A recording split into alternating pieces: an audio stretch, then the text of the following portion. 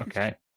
Well, um, just to connect the two events, where we will start is with Smoke, who is with Flickering Flame and Snow outside of the Sleepy Cello at dawn. You'll remember this is the night that the Ballad of the White Stag was heard ringing around Silvercrest, and the ritual had been a great success, and Silvercrest was able to breathe a temporary sigh of relief in its battle to defend itself against Calixeros. That temporary sigh of relief was what motivated Smoke to be able to take his leave and attend the clan meeting that he is in danger of being late for. Can you remember, John, what Smoke's objective was for attending the clan meeting? What his motivation was? Yeah, his first and foremost motivation was to inform them of what had gone on after we discovered the mirrors, to let us know about portals being opened to other dimensions and stuff, and to try and take that knowledge and make them aware that there are other deities, that there are other sort of forces of evil, interplanar evil, and how it's real, that it's encroaching on like the material plane. Mm-hmm. So yeah, the devils are coming. Yeah. So in order to do that, or in order to make your meeting, or at least start making your way there, you grabbed the necklace off Mir with her permission. And technically it's only Lone Snow that can use it. So she and Flickering Flame would be waiting for you outside the Sleepy Cello when you designated a meeting time, which was done. Yeah. And from what I remember, there wasn't much awakening of the part. I think I just pretty much told Mir, and she gave me the necklace, and we just sort of took off. You gave her a letter. Yeah, yeah. That explained everything, and yeah, you took off. So Lone Snow and Flickering Flame, they'd be kind of under hooded robes just as light was starting to break, and Snow would ask you, like, smoking mirror, do you have it? What was it referring to? The necklace? The necklace, Oh. yeah. Yes, I'll pull it out from under my robe. Flickering Flame says we should use this to make a straight dash to Broadwing Keep. That will enable us to bypass a lot of the forces beyond the walls and stay safe. It's not a Tabaxi stronghold, though. Do you think it will be safe? Safe enough for how quickly we have to move. You know how to use this thing? Yes. I've seen one like it before. Here. And she takes the necklace, pulls a bead, and each of you, on the kind of misty morning, just dissipate into this cloud of vapor. And Flickering Flame leads you across the bay, like in a straight line. So if you can imagine just going straight like this. And at that point, it would be, going much further than that without knowing where you were going. It would be quite dangerous. But Broadwing Keep, as you approach it across the bay, seems relatively unharassed, being a coastal fort. Maybe the Sea Devils didn't make it up this far. Who knows? But as you approach, kind of this is what it would look like. Ooh. Wow. So yeah, it's just an old keep, right on the edge of the water. There's not there's craggy rocks and cliff faces all around. Very, very difficult terrain to get in and out of, hence an ideal location for Broadwing Keep. It is an allied training facility, if you will. There's a lot of flat roofs all around the keep, which are kind of protected and enclosed by these 4 pointed towers, which act as watchtowers all the way around.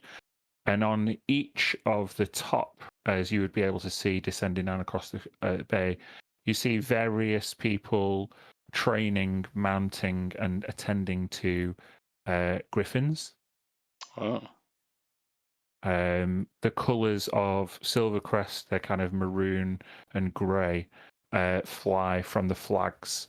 There doesn't seem to be particularly many griffins here, and some of the people from the outskirts of Silvercrest and the land between here and there seem to be taking shelter, as obviously much of the land between these two places is under siege.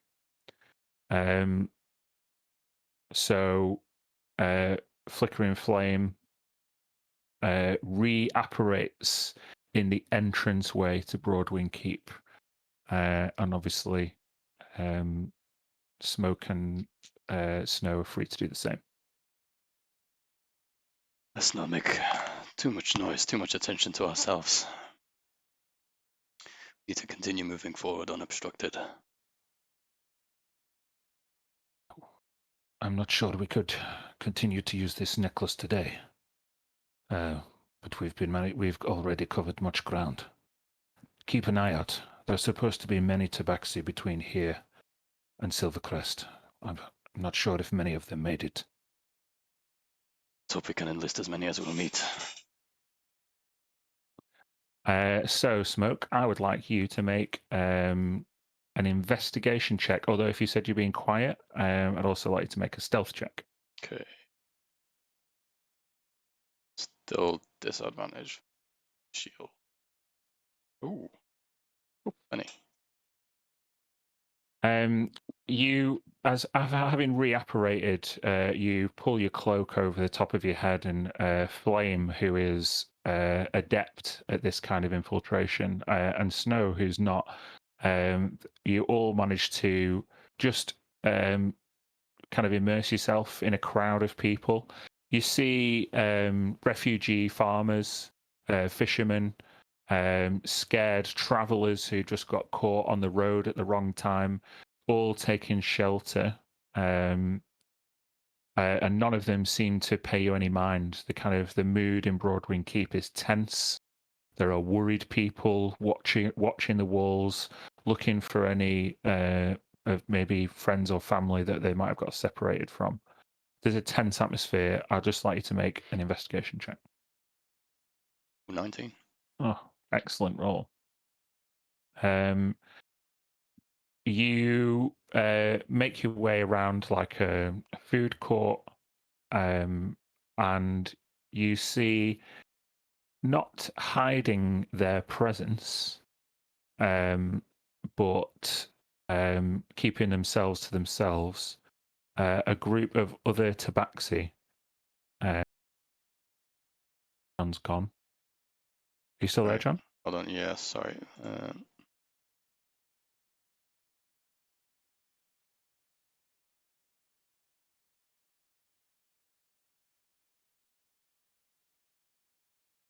Sorry, I tricked out a bit there.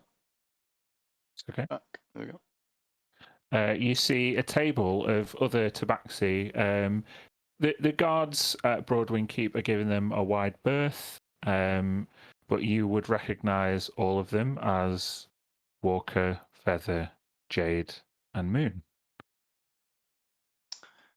I think upon seeing Jade in particular, he'd like have a look of like surprise, and rush over and give her a big hug and be like, Jade, it feels like it's been so long. Little brother. How Not so are little you? anymore, see? Well, you'll always be little, you know. Just in the past few weeks, we have defeated so many enemies, had so many fights. Look at these scars. Oh yes, you look very tough now. Ah, You could try not being hit, you know. what's the fun in that? No fun, no fun. What are you doing here? We are on our way back to the jungle. We need to meet with the elders as soon as possible. Things have developed very complicated in Silvercrest right now. And besides other things, I hope I can explain on the way, but there's much the clans need to know as soon as possible. I see. DM, what are Hmm. we doing here? That's up to you. Oh, I will tell you that you are outside of your regular territory. The nearest camp that the Distant Rivers clan would have been at, and probably where you would all call or closer to home, I'll just take you back, is this place that I added to the map called Nimble Step. Can you see it? where is it? Nimble Step is just here. Oh yeah. So that would be the last place that the Distant Rivers camped.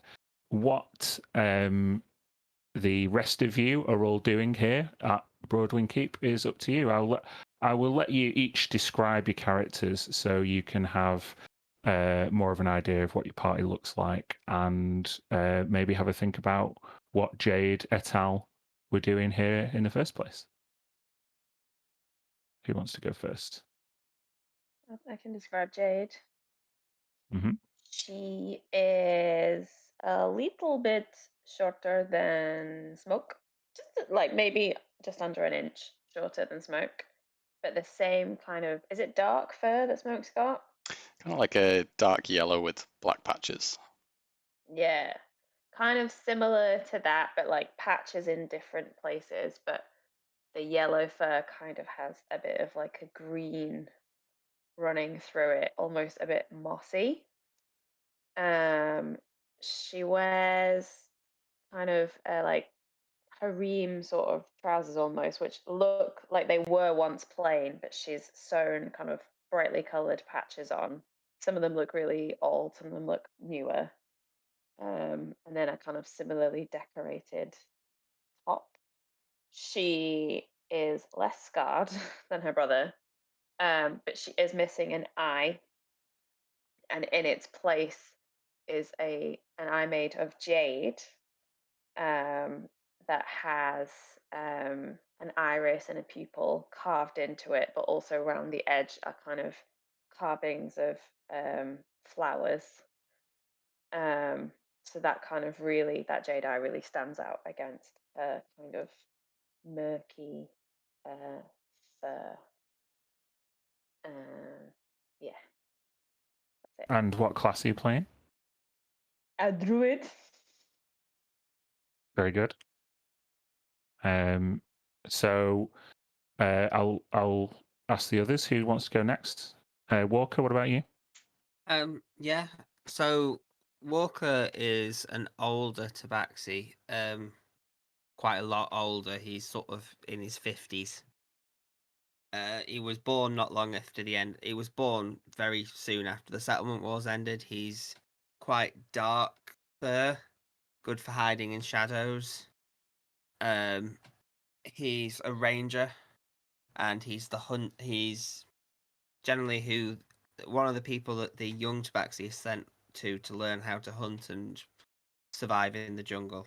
He's a bit gruff, a bit. He doesn't speak that often. But yeah, he tends to come out with one line, with single lines rather than anything else. He's probably at the thing selling pelts or meat that he's caught in the forest that's surplus to the needs of the tabaxi. So he's selling for a bit of coin for the clans. Okay. So, yeah. He's dressed in.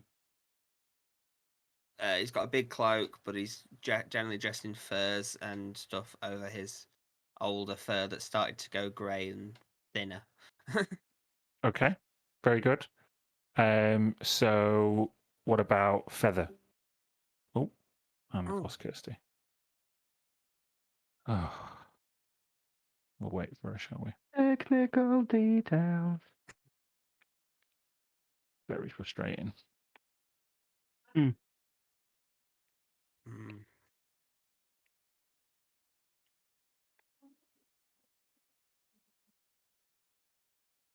Kirsty.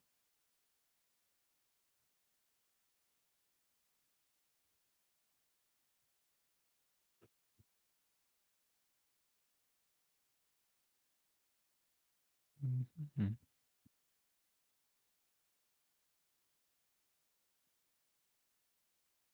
We can't hear you if you're talking currently.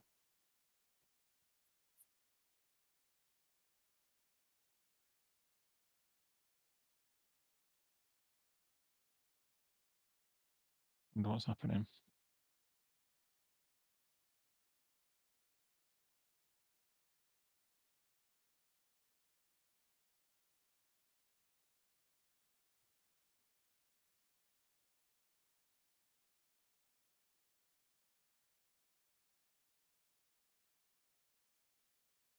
Oh, Discord's died.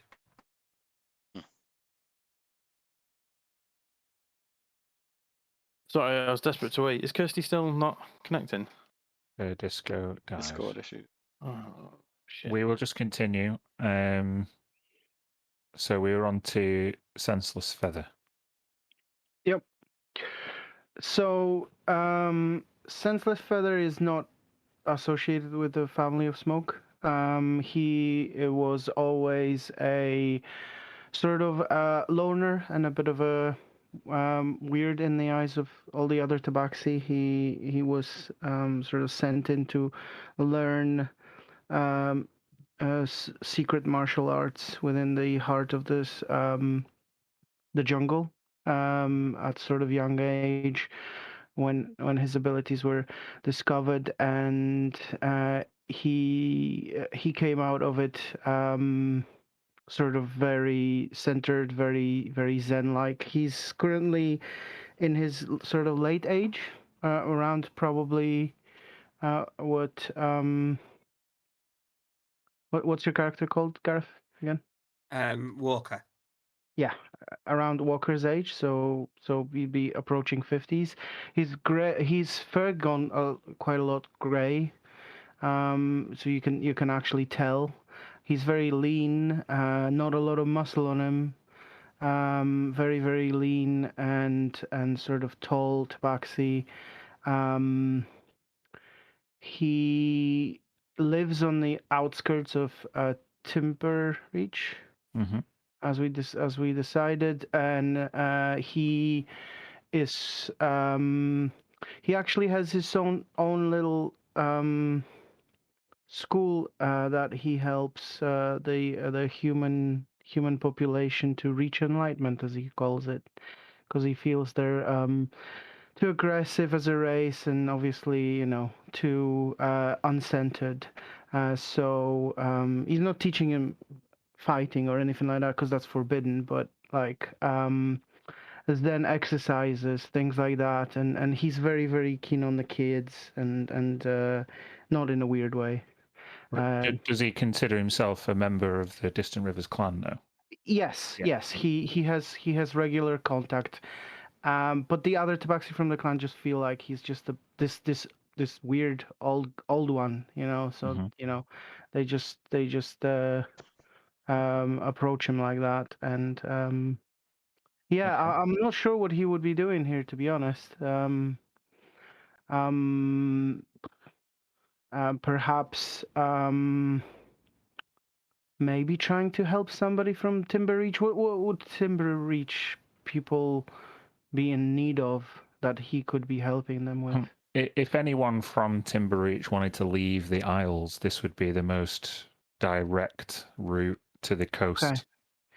Okay, so let's say that actually, yeah, that could work out. Let's say that in his sort of being there, he got close to one family in particular, and they fall upon very hard times, and the father's got like job somewhere else, and that, you know, so they decided to leave, and he was really sad to see them leave, and he decided to accompany them on the journey to the boat to, you know, to help them, protect them, and then they just probably left yesterday, and he's just around. Okay. So Jade, Walker, and Feather are all paid up clan members of the Distant Rivers clan, but I don't think Moon is, right? No, he's the only one who's not a Distant Rivers member. So Dancer Under the Moonlight is a traveling minstrel or bard. He looks a bit like a jungle jaguar in his colour schemes and patterns. He's originally from the Quiet Bog clan, but he didn't quite really fit in there, and he knew that from a young age. He's very ostentatious for a tabaxi. He has like fine clothes and fancy jewelry. And he likes to travel around between the various clan sites, writing tales about the great warriors and keeping the history of the clans alive. And he's heard of this upcoming clan warrior who's dragging his clan out of the ashes of the war and bringing them back to prominence. And so he's decided to tag along and see if he can pick up a tale or two. Ah, so that's interesting. So you would have heard of Smoke and Smoke's reputation. The rest of you, how far Moon talks about the Quiet Bog clan is up to him, but any discussion of the Quiet Bog clan amongst Distant Rivers clan members would be one filled with like ridicule. Quiet Bog is like, oh, pipe down, Quiet Bog. Like they're not given a lot of respect in clan circles. Rednecks. They're northerners, basically. Like, yeah, they inhabit a cold swamp.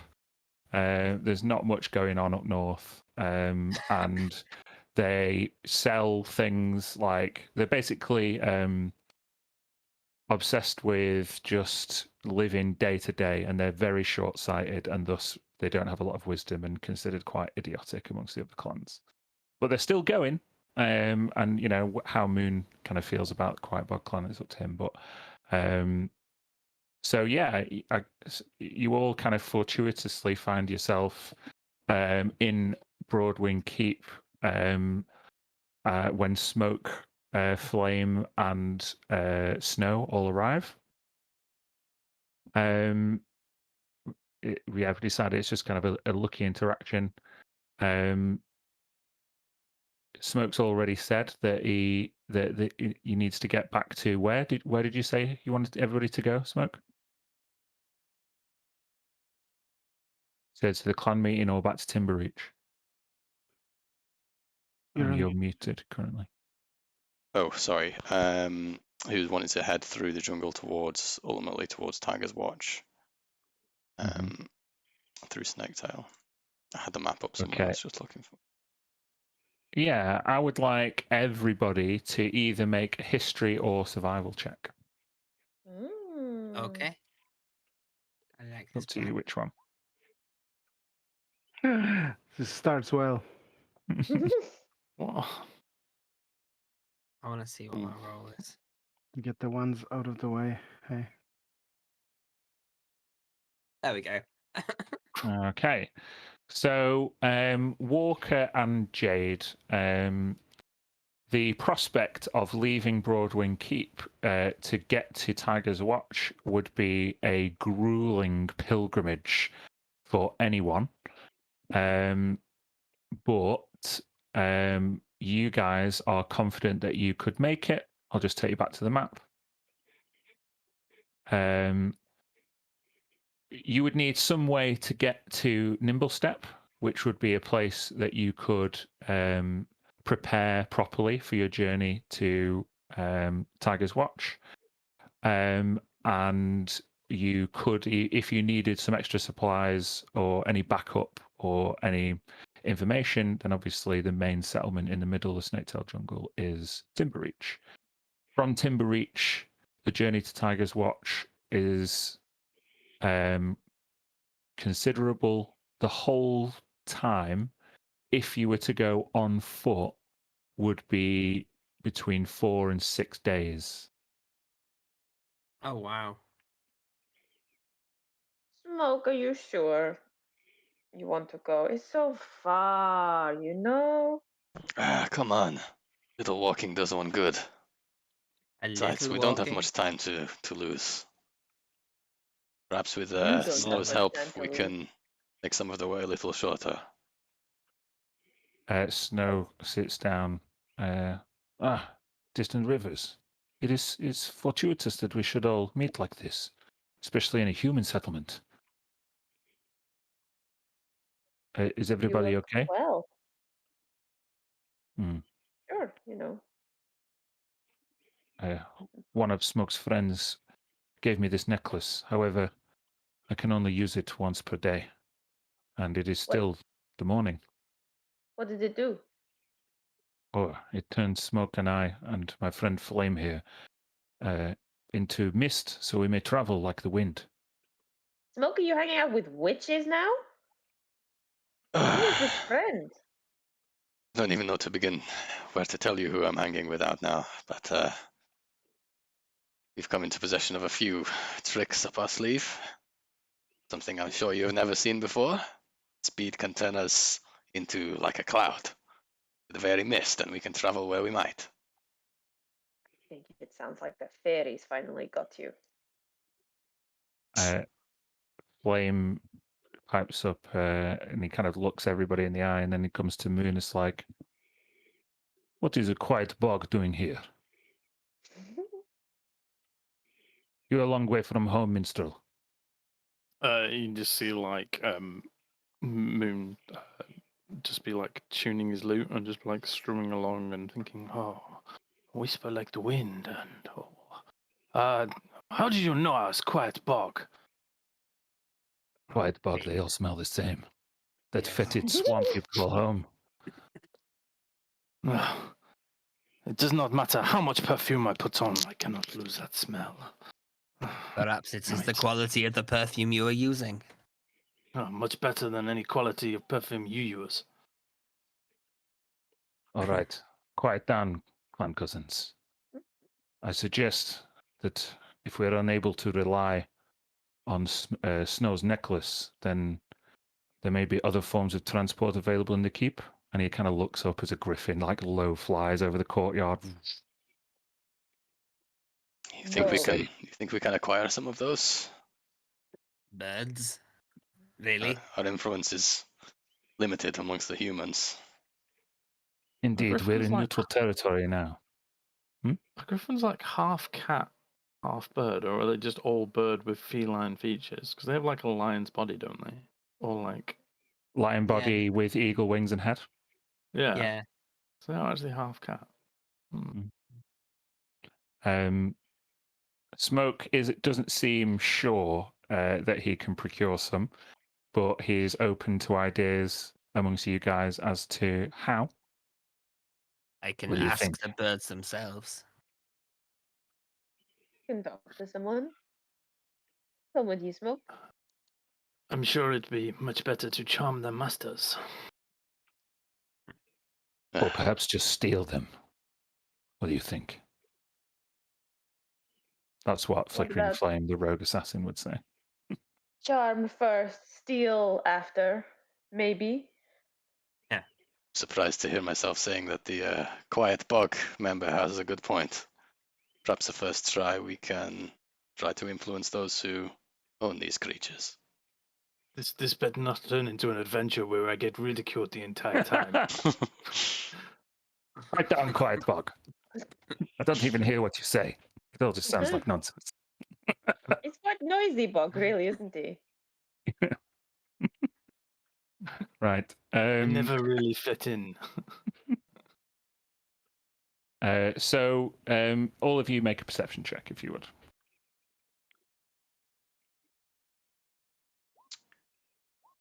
Oh, wow.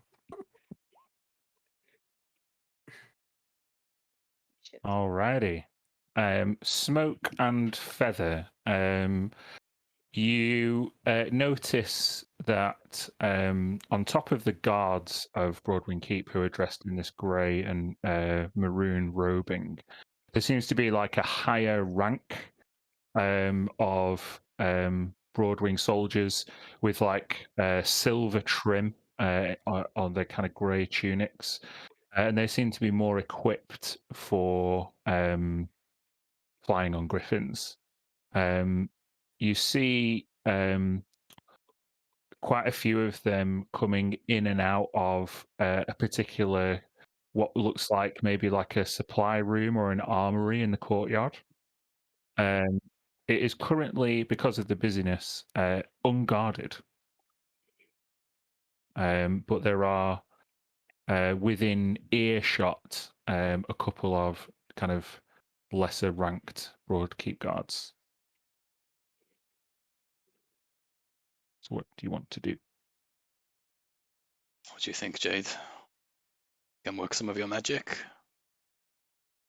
Sure, just point at the person. I'll talk to them. Not towards You those guys. think maybe I should not look this way? You think I'm more likely to be able to get some as a, a human? I want to play tricks with disguises, huh? I bet Well, you could never know. beat such a disguise as mine. I infiltrated so many human settlements as Hugh Man. Truly, it was an art form. If only you could have been there, you would have been so jealous. Hugh Man? Yes. And you're the future leader of Distant Rivers. You are so stupid, you know? Hey, cut me a break. They never detected me for who I really am. Can you do it now? Shall we be a couple of cool human humans? Sadly, that skill required me to use an artifact which I am no longer in possession of. So not a skill then, an item. Still skill. I had to use the item properly. John, would sorry. No, go ahead. John, would Smoke like ask Senseless Feather to like come back with them, because he was basically he told you he's just planning to go back to Timbereach, which is on the way. But would you like, because obviously you've got the authority to say that to a clan member, I want you to accompany me. Is that what would have happened? Or? I think I would ask him, how is your business here concluded? You help those in need? Are you available to the rest of us? You cannot tell the depth of the river until you can see the bottom, Smoking Mirror. So true. Then why not see how deep this river goes? Join along. I shall come with Very you. poetic. The path to enlightenment is different, and many roads have to be crossed to get there. How long since you have been deep within the jungle, Feather? It has been a few number of years, but I would love to come see the shadows and the trees and the smells. I miss them. Then you should come back. We are at a pivotal point in our history, I feel. I want to visit home. I want to see what it looks like before perhaps everything changes there too.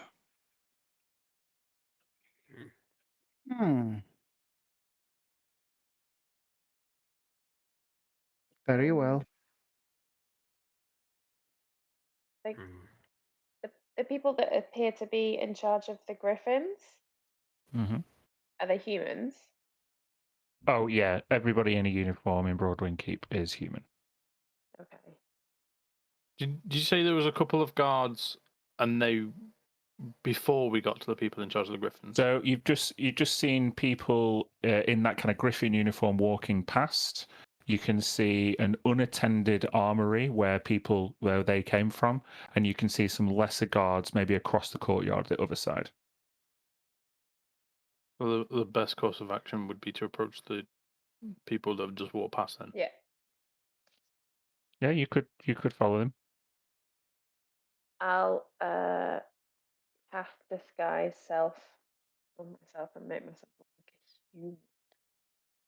Or I'll maybe just go over and nudge Moon and be like, "Aren't you a quiet bug? Is this not your kind of expertise?" With all respect, please stop calling me Quiet Bug.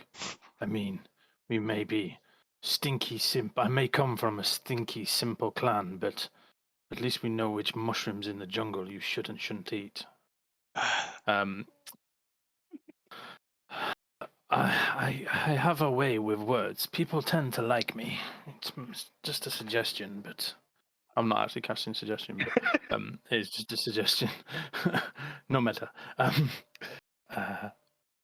I could try and maybe get us a ride. So Jade, in the middle of a courtyard, has cast disguise self on herself just to.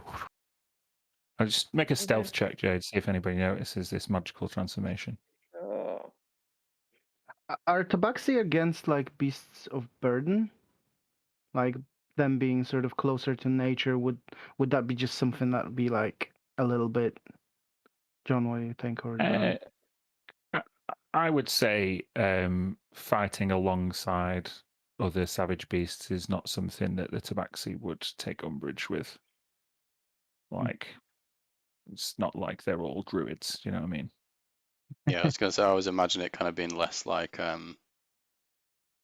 not like intensive animal husbandry and certainly not like animal farming, but like yeah, there'd be sort of a certain level of kinship with other beasts. Like you'd still like ride horses and stuff like that if you had to get around. Like not in the jungle, but outside of it. Yeah. Absolutely. How So yeah, big- Jade, you with a flourish of your cloak as you pull it round yourself, you, for all intents and purposes, appear like a griffin guard. Mm. Oh, I look like a griffin guard. Cool. Okay.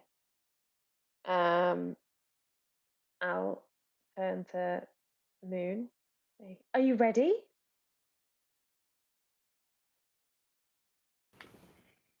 Shall we? Andy? Yes, Moon? sorry. Yes, I'm ready. Do you want to lead this or shall I? To be honest, I think I just want to watch this play out first, and then I'll step in if you need me. Right you are, and she kind of swoops off after the people Griffin in the guard. uniforms. Griffin Mhm. guards. You Excuse go up me? the courtyard steps and you reach a kind of inner wall. And with this perspective, you can now see the left is the courtyard where you came from, lots of people eating and socializing. On the right, down another set of stairs, you see maybe roll me a d12. Hmm. You see 8 caged griffins. Hmm. All being attended to by various stable hands and griffin guards. There's kinds of, the regular kind of cleaning and looking after animals going on, but there's also quite an element of kind of training going on. They all seem quite tame, but you sneak up on this particular griffin guard who's just looking down across the pit. Yes. And I'm sorry, one question. How many people can fit on a griffin? One. One. how many Excuse me? tabaxi can Hello? fit on? Pardon? My name is Gwen, and I need some of those griffins. Can I just take some? Is that Your fine? name's Gwen and you need some griffins. Yes. And you just want to take them. Well, it's very important actually that I transport these miscreants, and I'll point back at the tabaxi, away from here. Make a persuasion check. Okay.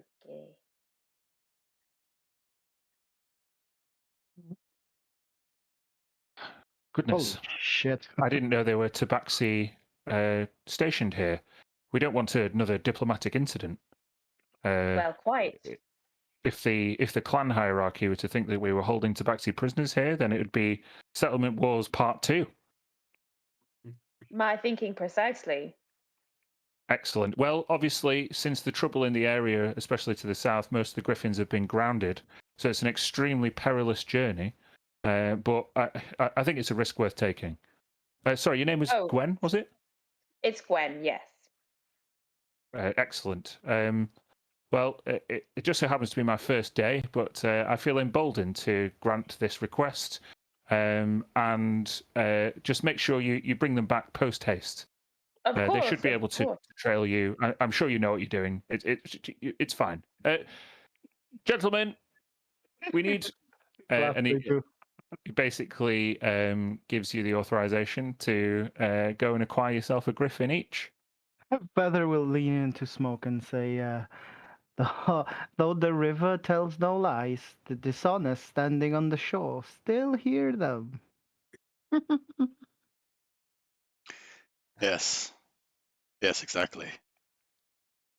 I'll usher everyone onto a griffin once they're out and make a big show of calling them, "You lousy bunch of no good tabaxi torturing terrible miscreants. Get on there." And she just make a performance check at disadvantage. Oh my god. Did we just take all but one of the griffins as well? Oh my god. Oh, Disadvantage, but Jesus. So good. Yeah, still a good roll. Just a few of the stable hands and other griffin guards just kind of give you kind of a weird look. Obviously, your patter and diction doesn't really fit in with the rest of the griffin guards, but the nature of the situation is chaotic as such that you're not holding to questioning. So that does indeed mean that you can each attend to a griffin, which will obviously require an animal handling check. Okay.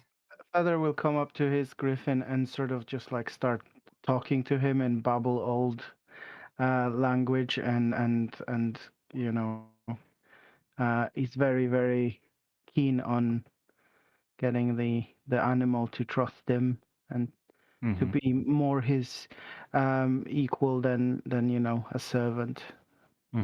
He's feeling this strongly.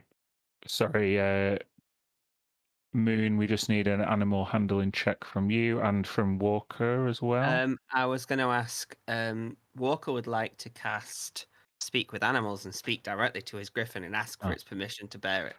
You're going to make me do a griffin voice. Cool, okay. Yeah. Yo, dude. Yep. Yo, dude.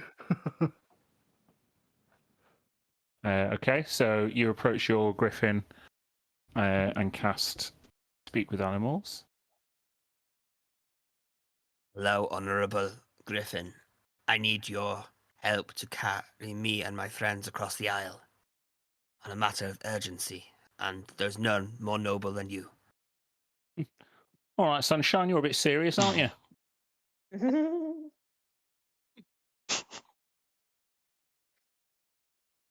Sorry, what are you going on about nobility for? I need a noble animal to carry me and my friends across the Isles as fast as possible. Well, and there's none faster or more noble than yourselves. Well, I don't know about noble. You know, I'm all right, but John's quite noble. That one over there. Well, go speak to him. And which one is he sending me to? Just nods to another griffin that's completely indistinguishable for the rest of them. Well, there are 5 of us and 8 of you, so I need your best 8. Your best 5. The best 5 of you to carry us. Sorry, I'm not very good at mental arithmetic. I mean, I told you, John will sort you out. Don't worry about it. Go speak to him. I can speak to any of them, so I'll go over and find John the Griffin. John. Hello. Ah, your friend sent me over. We need to get across the Isles as fast as possible, and there is no better way than griffins. May It's you and quite your friends carry strange. us? A cat folk that speaks Griffin. Hmm. Well, You start getting a. you do seem to take things very seriously, but it's quite dangerous up there, you know. You wouldn't be able to make it very far on those puny feet of yours, Tabaxi. No, which is why we need your help. Hmm. What do you say, boys? And they all just like cackle and crow at each other. They all seem quite amused at the idea of a talking tabaxi, which will make everybody's animal handling check at advantage. If so, those who haven't rolled yet, you can have your roll. Everybody's can be advantage. Smoke, I mean, you'll have I'll to do a second. make sure it rolls twice. Shall I do a new one or just do the second one?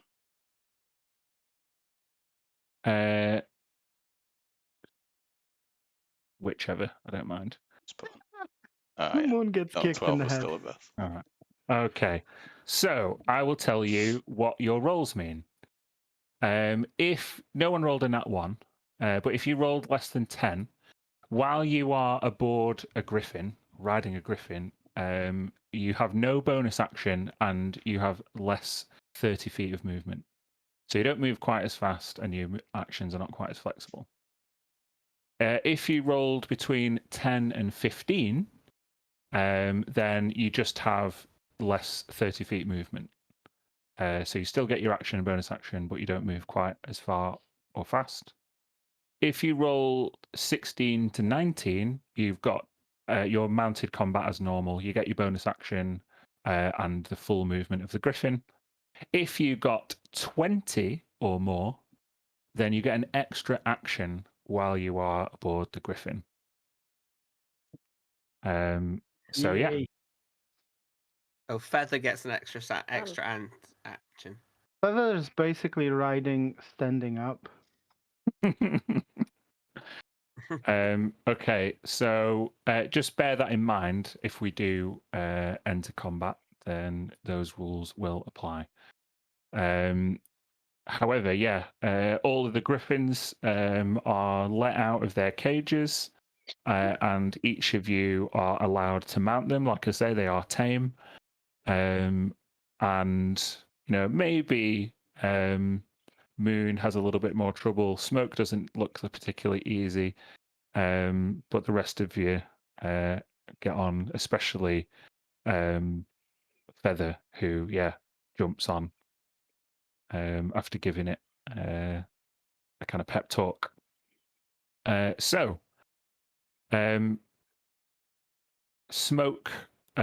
Flame and Snow come down, and they say, Flame in particular just says, Smoke, we will meet you at Timbereach. We will take another day to meet up with the Trailing Coasts clan, and we will reconvene on our way to Tiger's Watch. I know you will take care, so I'll just wish you luck. Fly safe and fly high. Hope I can. I'll tentatively try and get on the griffin. Okay. So, you all, mount your griffins and take off with mixed levels of confidence into the sky, and that's a good time to break. Yep. So, do we need to break till 8 or 8:45? 2:45 should be fine.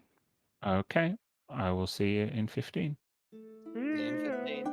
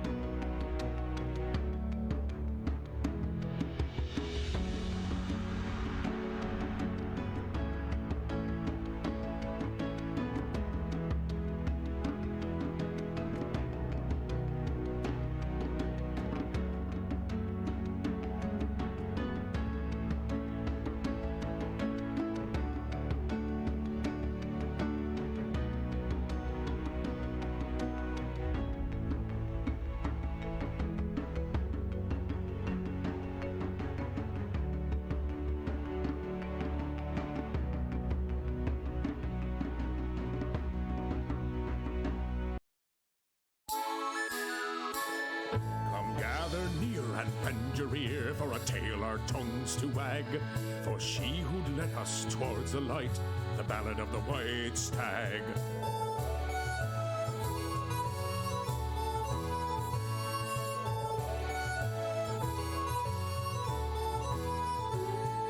The chairwoman sat at her desk one day while the rain came down so hard. She made 5 white stags who brought the sunshine back, and she made them all town guards. She was crossed by a gnome who armed some bombs that would make the docks into a pond. But the stags were too wise for the tiny gnome, and they sent him back to Gond. So come gather near and bend your ear for a tale our tongues to wag. Thought heard we not had stayed the night, the ballad of the white stag.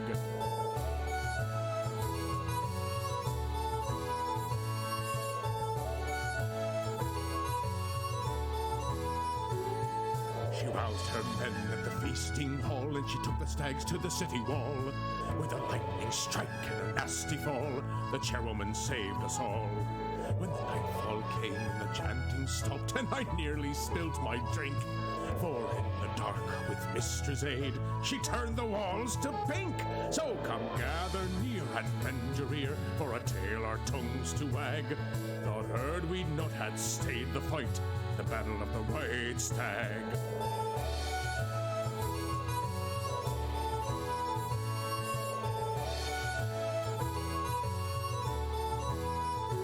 Now the chairwoman wields her family sword, and her brother wears a mask for the forgers' guilds and traders too. There's not too much to ask, so come gather near and bend your ear for a tale our tongues to wag. You better tip your glass, 'cause she saved our ass, the battle of the white stag. So come gather near and bend your ear for a tale our tongues to wag. You better tip your glass, 'cause she saved our ass, the battle of the white stag. Hey ho!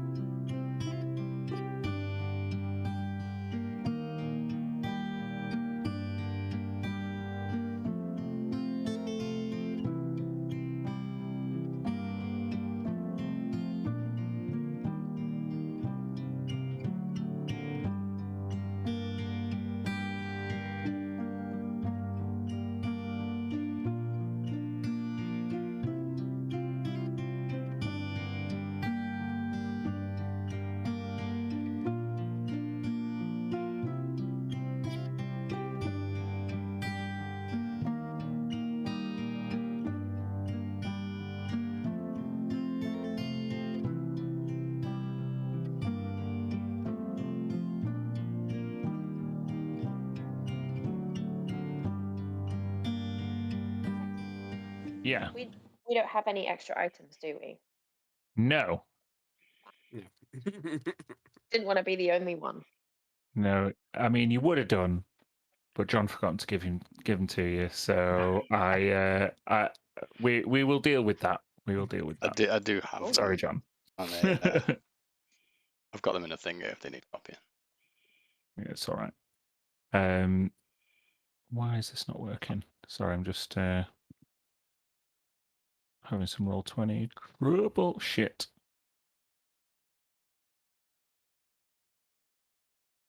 Right. Okay, that works. Right. So each of you, in your own time, in your own way, takes to the skies on the back of a griffin. After a few minutes, your ability to communicate with them directly, Walker, goes away, but you were instrumental in getting, I guess, the party into its current situation. But who is leading the way to Nimble Step? I hate to look at smoke, but Yeah. I mean, I just made this journey, but it was on the ground, right? So, and Feather is not a leader, but if you ask him to, he will. Yeah, I was going to say, you'd probably see that that Feather is taken really well to flying the Griffin. Has like more control. And is probably managing to edge out in front. Feather, can we rely on your expertise? Perhaps you can guide us the rest of the way. I will do my best. So, a senseless feather. You have a choice. You can fly high or you can fly low. What's high and low? What are they like different in Altitude. You can fly high or you can fly low. No, I was wondering in feet, but It doesn't matter in feet. doesn't matter. I think probably. I think probably to start with it would be low to sort of get my bearings, because obviously everything looks different from above, right? And he's never flown, so start with like the first 30 minutes maybe or something like that would be low, and then he would sort of guide them to a higher altitude for a less dangerous. Okay. So you're starting your journey at flying low. I would like you to roll a d8 for me. Sounds awesomely dangerous. How about 8? Alrighty. You progress with that 8, unharassed for the first part of your journey. I'll show you the view.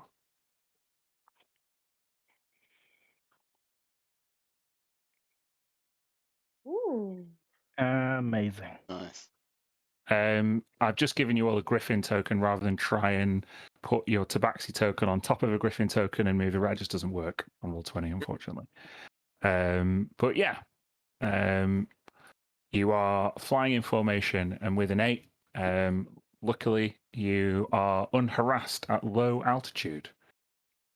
However, well, I'll tell you what you can see. You cross the landscape, and you can there's a kind of a small river to the south, which you follow on the wind before making a northern dive parallel to the Huntertop Mountains towards Nimble Step. In order to get around the mountains, you will need to go higher. So you started low, you're unharassed, which is great, but now you need to climb.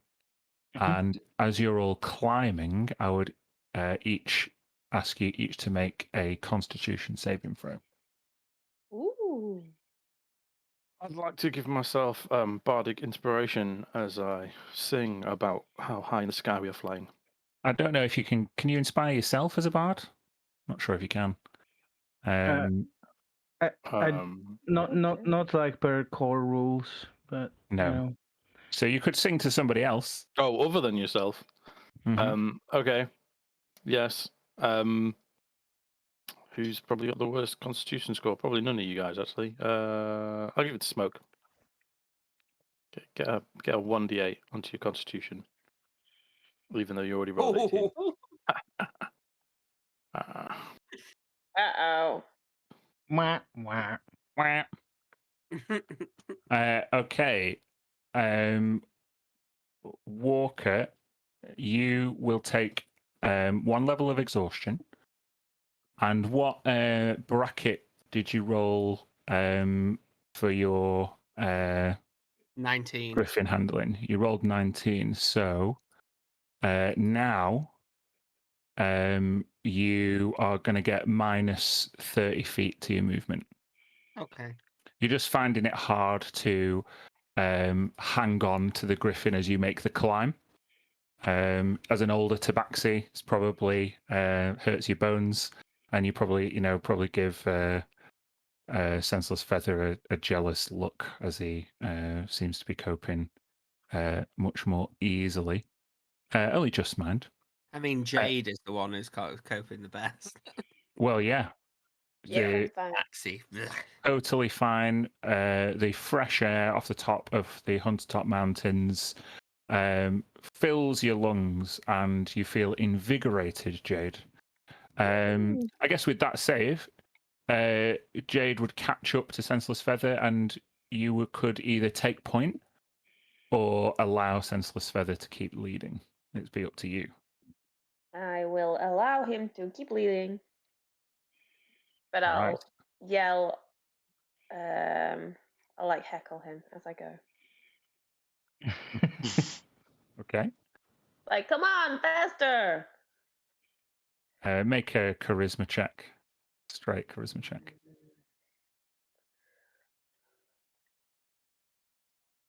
Oh yeah.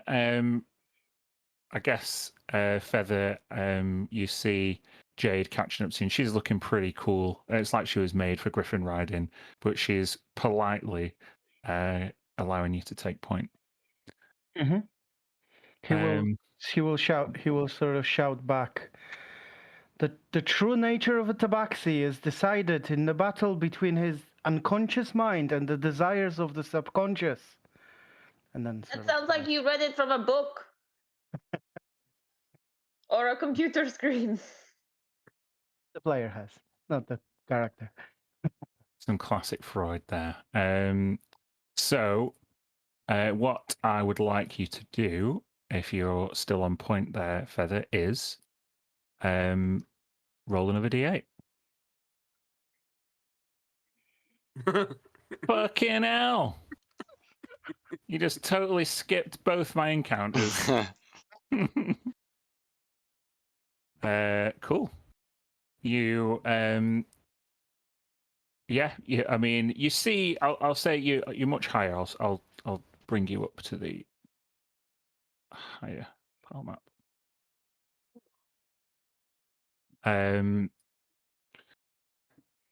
I'd like all of you to make a perception check. It's pretty Perception.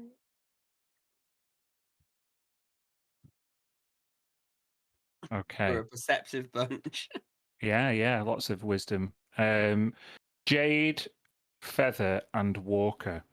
As you make the climb above some of the clouds, each of you swears you can feel a large black shadow pass across you. Feather, with that roll, you are pretty sure you just saw a dragon this high up. A dragon. Mm-hmm. And it was below us, or no, above us. So because you're above the clouds, Mm-hmm. the shadow you saw was on the cloud top, and So you if look up and you can't see it. You can't see it.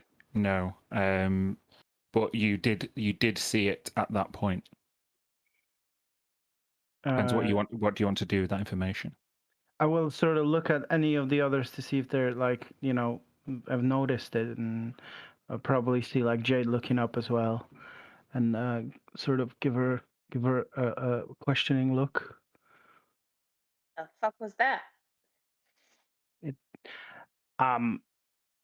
It looked like a dragon. Come on. Dragons don't exist.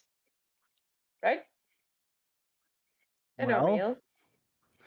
the nature of reality is such that it often eludes us. You are a riot. Has anyone told you this? Can I see and hear this, DM?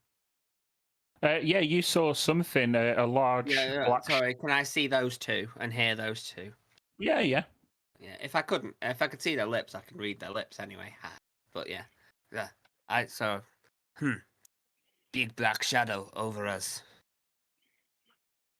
That was not right. We should be careful. Something hunts. Hmm. This could be more interesting than I thought. I guess we didn't look like dinner tonight. I could. Perhaps the I could. Crete, perhaps whatever it is, respects the other birds of the sky.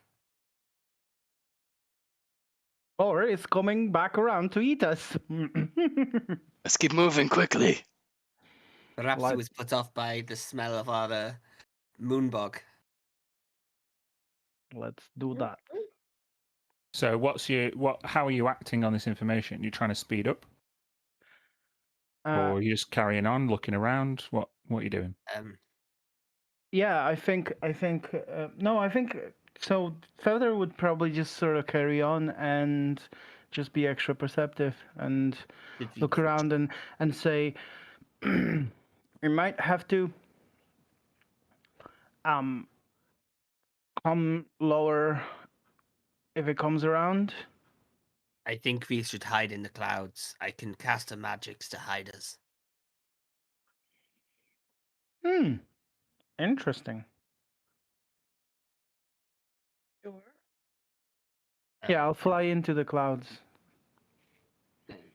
Okay, so I mean, are you all congregating, bunching up? Yeah, So. the smoke would say. Then keep a tight formation. Be prepared to dive if we have to.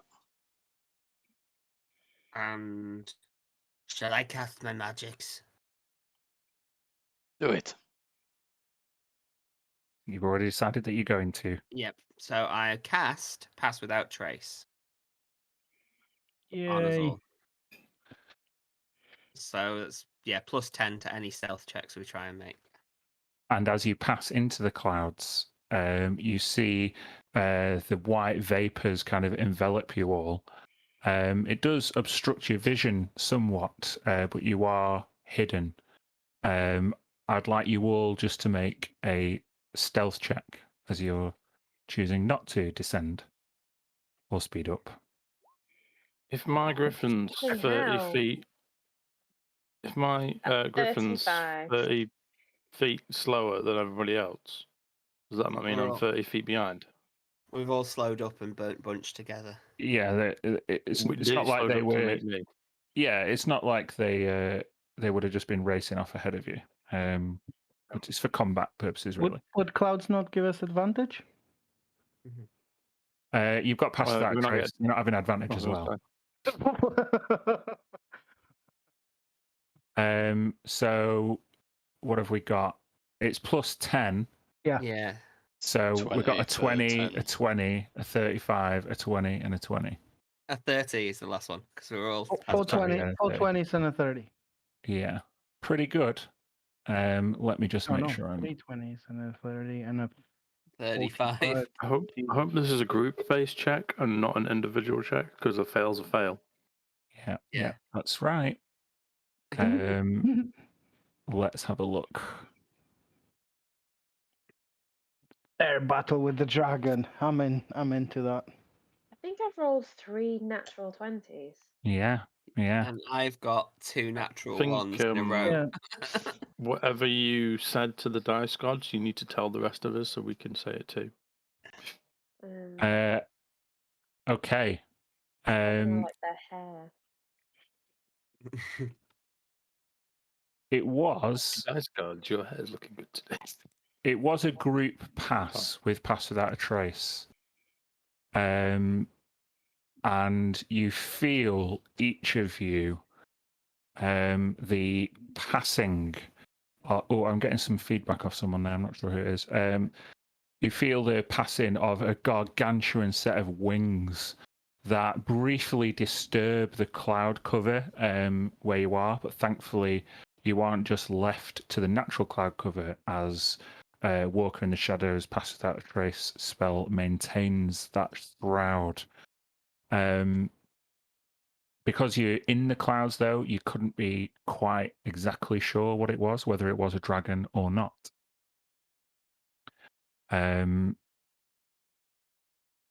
Yeah. So glad I cast that spell.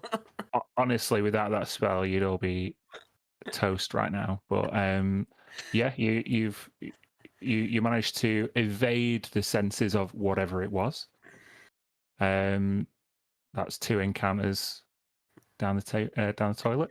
But anyway, you managed to bank around the Hunter Top Mountains and then descend lower towards the edge of Snaketail Jungle. I'll just take you back to the map so you can see.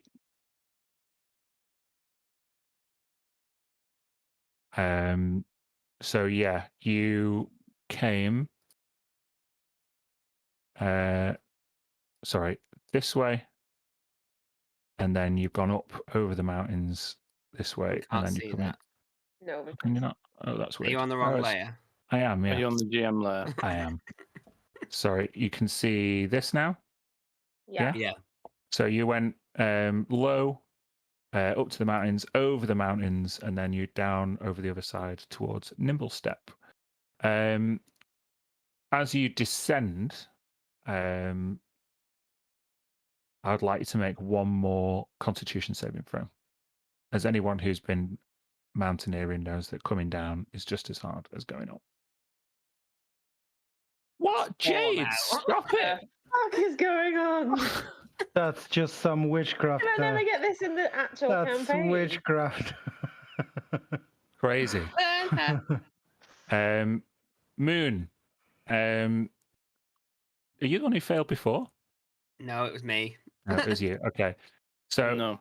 Moon, you take a level of exhaustion as the force required to maintain your grip on your griffin is nearly overwhelming. But hey, each of you, 1 level of exhaustion, and no one lost any HP or been toasted by anything. That's, it's a pretty good progress. It's as if these tabaxis have done this before. Your griffins, though, have probably made as much of a journey as they're able to make in one day. I would say that journey lasted maybe 6 hours. You are able to obviously to cover a lot of ground flying on the back of a griffin, and you did well, all of you. So you make it to the edge of the Fordway Lake, and you can take ground at Nimble Step.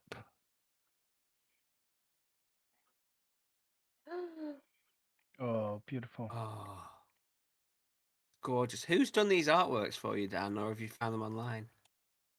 Yes, I had them commissioned for thousands of pounds. No, yeah, I just Googled it. Wow. I didn't know if they were Wow. one of the guys you follow on Patreon or something. No, this isn't a Patreon, but it is a nice piece of art. Gorgeous. Yes, this is Nimble Step, which will be the last place Jade and Smoke in particular called home, and the last time they were each of them together with their family. A small stream kind of runs through the camp, which is mostly based in kind of like treetop canopy type enclosures, like you can see. There's kind of roughly carpentered and built walkways, keeping the population of Nimble Step out of harm's way and under cover of the canopy. However, as you guys make a landing just over the other side of the stream, you would see that Nimble Step at this point seems to be mostly abandoned.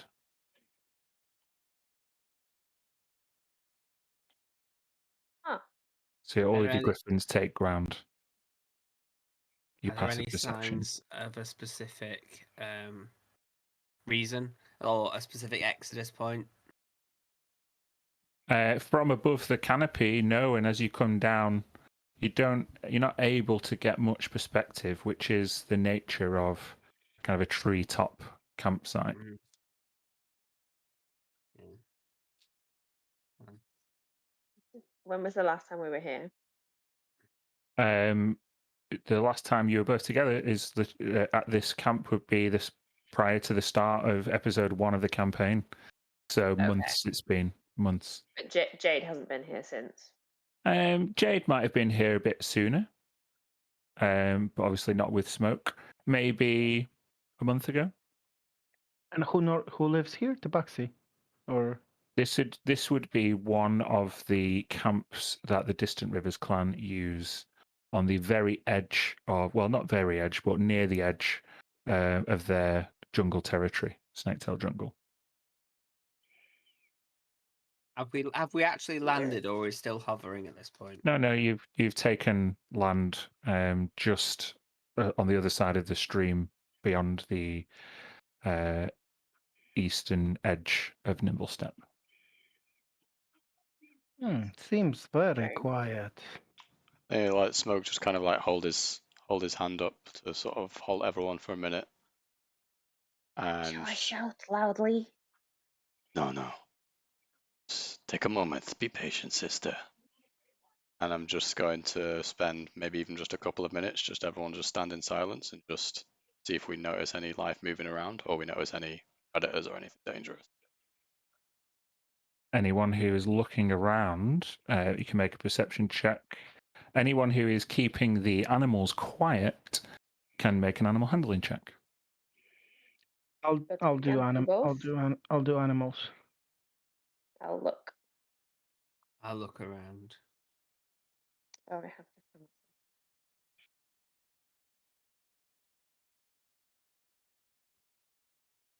Moon, anything you're doing?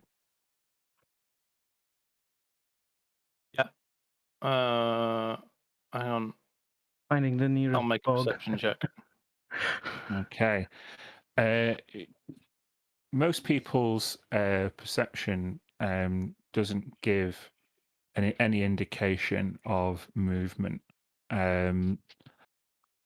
Feather, you do manage to quieten some of the griffins, although being the only person that chose animal handling, it's a much more difficult task on your own.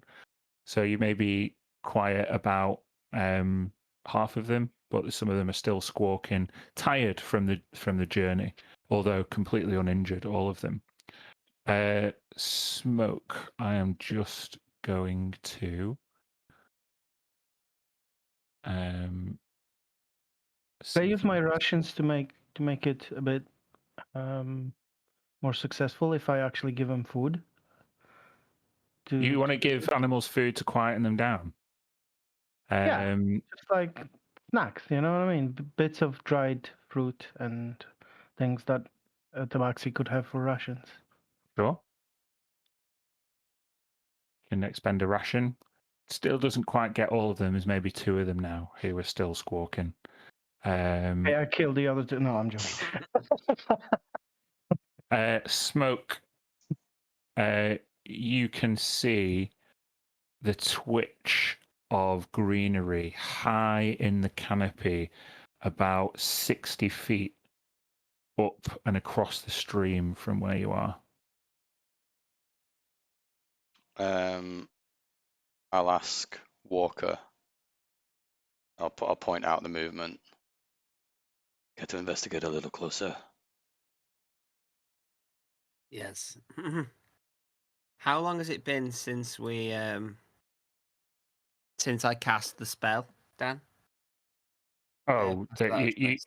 you passed it while you were up on the mountains, and it's been Oh, it would a be. couple of hours, Yeah. 90 minutes. Well, I'm going to. Yeah, I'll go. I'll try and go investigate. I'll I'll cast yeah, guidance on him before he goes. Okay, so Find you need to approach first, so you can make a stealth check, and you're guided.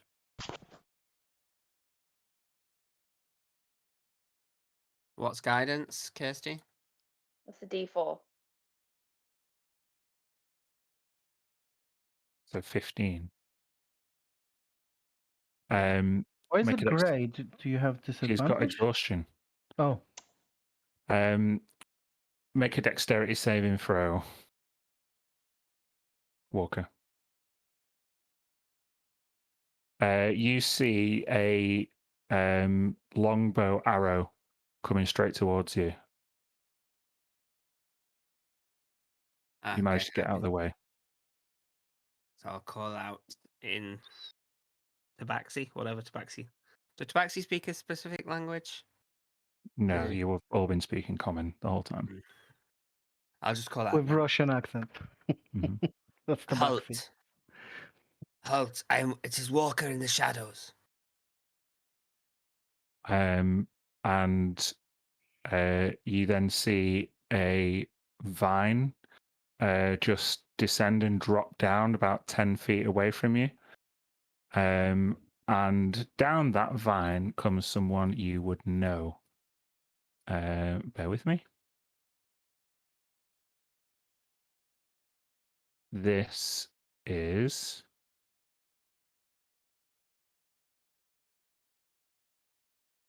It's Patch. great, another Patch in great the picture. forest. I heard you coming a mile away, Walker. You're losing your touch. You try flying over a mountain on the back of a bird. See how you feel. I prefer to stay on the ground. Only fools fly among the clouds. Smoking Mirror, is that you? It's your older brother, the fool. Come here. I thought I could smell you a mile away. And he comes over. It has been a long time, brother. It has. How have you been? How's Chance? Ah, Chance is here somewhere. It's just us two, truth be told.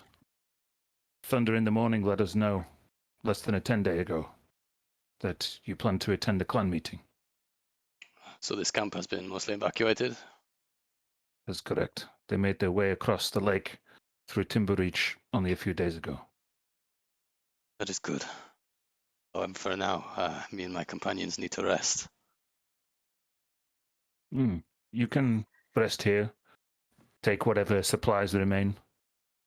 As you know, I prefer to go my own way. Somebody had to stay behind and look after Nimblestep after all. So, Chance is here. I'm sure you could run into him, but we won't be able to make your big speech. I'm sure you would be terrible anyway. Soon you'll be the one who has to worry about these speeches and things. Well, not if I have anything to do with it. Jade, is that you? Yes, tiny baby brother, how are you? And she'll go up to him and just like kiss him everywhere, all over his face. No, you know I hate that. Please, we have Oh. guests. Someone from the Quiet Bog clan is here. We don't want to lose face. Oh no, he likes it, trust me. How are you? I'm okay. A few days alone in the camp. Nothing much to report. Have you gone crazy? What Has was it that, driven sorry? you insane? No, I like it. Just Mm. 5 chance. He asks so many questions, you know. At least when the other elders are around, he can bother them. He follows me around like shadow. Oh, you love him. Ugh. Anyway, you should go find him. He's probably among the provisions and supplies. What are you going to do with these griffins? You are going to tie them up for us, Oh, right? you have been back 2 minutes and already you're giving your little brother orders. What's the point in being a big sister if you can't give orders? Ah, And he just puts his longbow back over his shoulder and approach his senseless feather. Ah, old man, it's been a long time. Yes.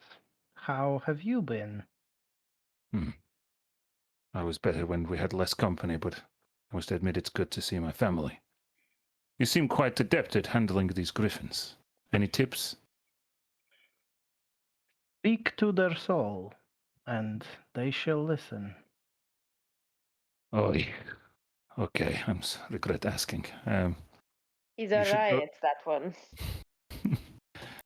You should go and get some supplies with the others. I'll make sure these are tied up and rested. Every day we are born again, and it's important what we do. Oh, And he'll leave. and he just, I know why Feather was never in contention to be clan leader. Thank you, little patchykins. No, don't call me that. I'm gonna tell Prime on you. Well, primey-wimey. Oh, don't let him hear you call him that. Big brother will kick your ass. So yeah, he points the way into Nimble Step, which obviously most of you are familiar with. The sound of wildlife ricochets amongst the thick woodland brush. There are still lots of things here. Tabaxi aren't as covetous of material things, and if it wasn't going to provide them with much use on their journey, then they would have just left it where it is. So you see all kinds of netting, fishing equipment, hunting stuff, things that just take a little bit of a while to move and set up. Each of you, please, make an investigation check.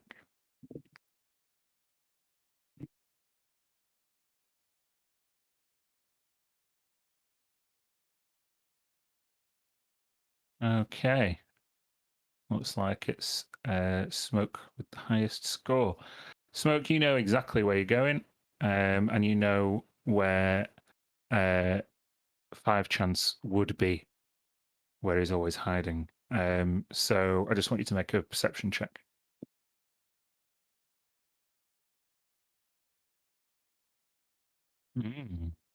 Let's see. You go kind of around the campfire, which has long since been put out. You check kind of the main dormitories and domiciles into that are carved into the tree bark. And you go to the kind of supply repository where the kind of quartermaster might be, and you pull back the curtain as if to sneak up on your youngest sibling, and there's nothing, nowhere to be seen. Getting a little better at hiding, I see. No way did he see me. Do I pick up from his whisper which direction? Yeah. He just he curses. Yeah. Of course I know exactly where you're hiding, Chance. Can't fool me. He drops down from the ceiling. Oh, smoking mirror, you ruin all my fun. I'm a dangerous rogue. Nobody can see me coming. I will assassinate all my foes. Work on your hiding a little bit. Maybe one day I have a friend can show you a thing or two about giving your attacks advantage when you're hidden from the shadows. Would be quite an opportune time to attack. Tell me, is Jed with you? She is. I don't want to see her. You better hide. Jade! I'll shout Jade. Ah, fuck! And he literally dives out of a window and like grabs onto a vine and swings into a canopy. Do I see him? Make a perception check.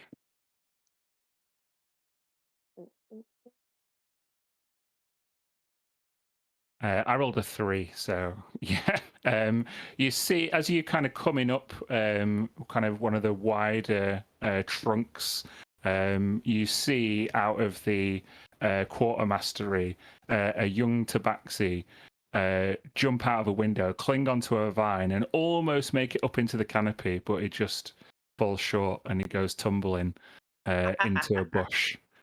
And Tiny baby brother. this is 5 chance. Oh my god. So yeah, these are I feel better. like you should only have 5 daggers. Like that's a lot of daggers. It's a lot But of you should daggers. maybe just have 5. You You have would, 5, 1 for each chance. you would, you know, it's much more difficult than you might think to find similar looking tabaxis of the right classes. But hey ho. Yeah, he goes tumbling into a bush and he lets out a yelp. He's like, "Oh, Jade, you didn't see me, did you?" I saw you, and I'm coming. And I'll run after him and jump on him. Oh, The whole forest saw you, young kid. So like Well, fuss his ears and be like, "How are you? How have you been?" I was having fun. Me and Patch had the camp all to ourselves past few days. Oh, sweet. I Did you I make it didn't want to look see you good? because I am ashamed, sister. Shamed? Why? What did you do? Hmm. I still haven't found that jade statue you gave me when I came back to camp that time. Oh, I was going to threaten you with the fairies, but that's okay. It's not I your promise I fault. will find it. I made an oath. And I'm sure you will keep it. But there's no deadline. You don't have to rush or put yourself in danger to find it. I still am ashamed. We Tabaxi are not covetous people, but family is important and promises even more so. Would you like my eye instead? And she'll like pull it out and thrust it at Don't him. do that. It's gross. Come on, you'll be able to see everything. Okay. And he grabs your eye. No, no, no, no, no, no, no, I was kidding. I need that, please, please. Who has the upper hand now? And he starts kind of juggling with it. He's very dexterous. I'm gonna try and trip him up with my tail. Make an attack roll. Ooh. Is that just like an unarmed strike? Yes, exactly. Oh, yeah, you whip it out of the air with your tail and catch it. And I'll put it back into my eye socket with my tail. Oi. You're not ready for the eye yet. I'm sorry, sister. It's Anyway, I'm on cooking duty tonight. Patch's orders. Why don't I show you to you and the rest of you to where we're gonna eat? Ooh. That would be lovely, right, everyone? That sounds great. Thank you for the chance. Let's go. And 5 chance kind of enthusiastically takes you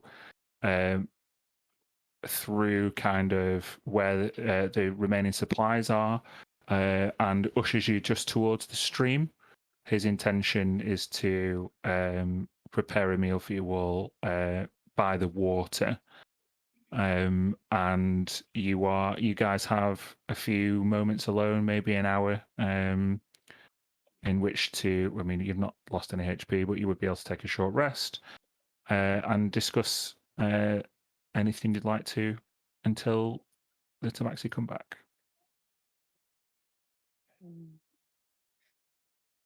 Smoke? How do you suggest we make our way to? Oh my God, what's it? Timbereach? Tiger's Watch? Tiger's Watch. Still The a far away. Griffins have brought us this far. I'm sure it will come back to us like natural. But Walker, 5 foot. you're Good at tracking. Maybe we can make a little distance, see how far these griffins hold up, and how soon we may have to stop for the night. Yes, I can get us, and I can get us there, no problem. Feather, what about these griffins? Do you think they can handle much longer? After resting, the food sustains our bodies, but the desire for enlightenment carries our spirit. They will fly, but there is danger in the skies. I wonder if we should travel by cover of night. Ooh, exciting. A flight in the light of the stars. I have never experienced such a thing. Smoke, just make. Oh no, it's fine. It's fine. Doesn't matter.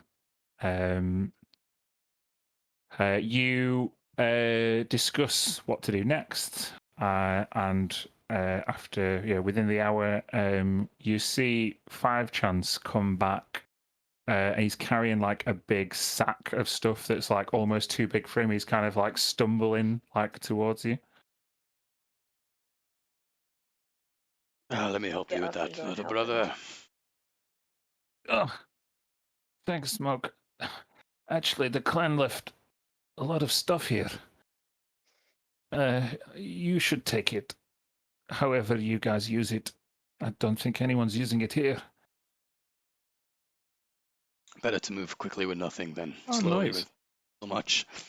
How's John eating? Oh, So, John, do you have you got the list of items? Yep. You can put it in the chat and All... divide it up amongst yourselves. Okay, yeah. All these. Oh, happy.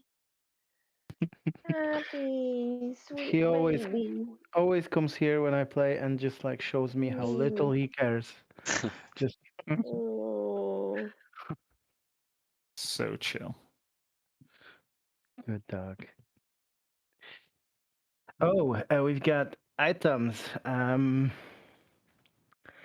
god, feather token. That's probably for me. There's also a fucking tattoo. Which one of you are going to get tonight? Woo! So the What- horn So- of blasting is a magical explosion, basically.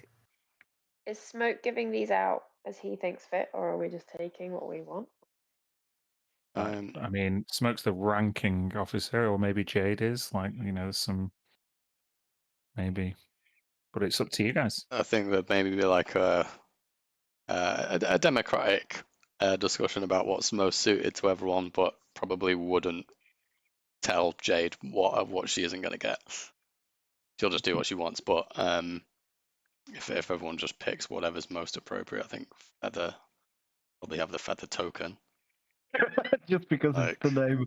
Kind of makes I'm okay with sense that. I'm thematically. okay with that. Trying to Once look you've up real- claimed it, do you want to put the description, like paste it in VTT, just so everybody knows what everybody's got? Yeah, I'll do that. Now, oh wow.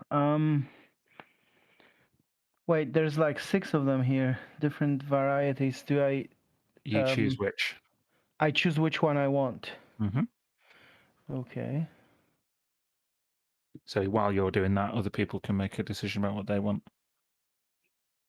I like the beans. I think maybe Insignia of Claws should go to Monk. Feather. Yeah. It gives you +1 to attack and damage with unarmed or natural weapons. Plus they're magical. Your fists themselves are magical. Already are. Mm. But if it's not useful for any of you, then It's sure. natural weapons or unarmed only. Yeah, be an extra +1. It's just a 3+1. I'm actually a monk that will use this the least. But it's fine. Fine.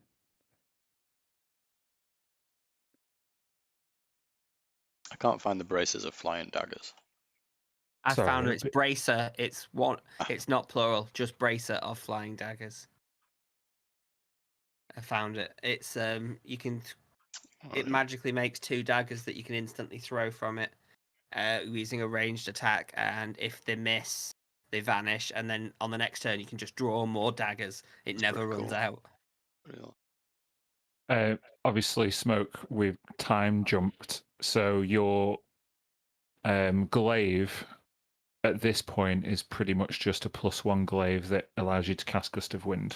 Okay, yeah. Just adjust that, or I didn't want to adjust the weapon and then readjust it again. It's far too much messing about.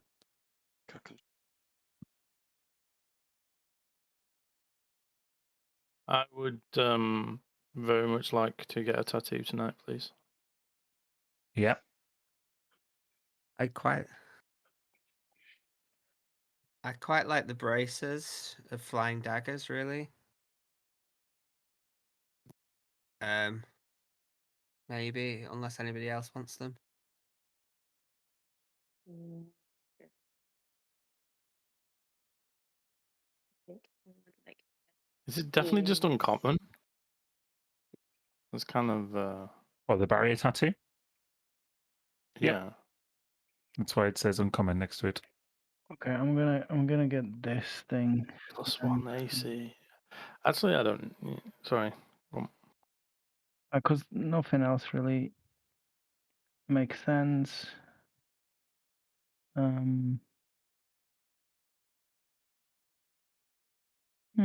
What the hell is it?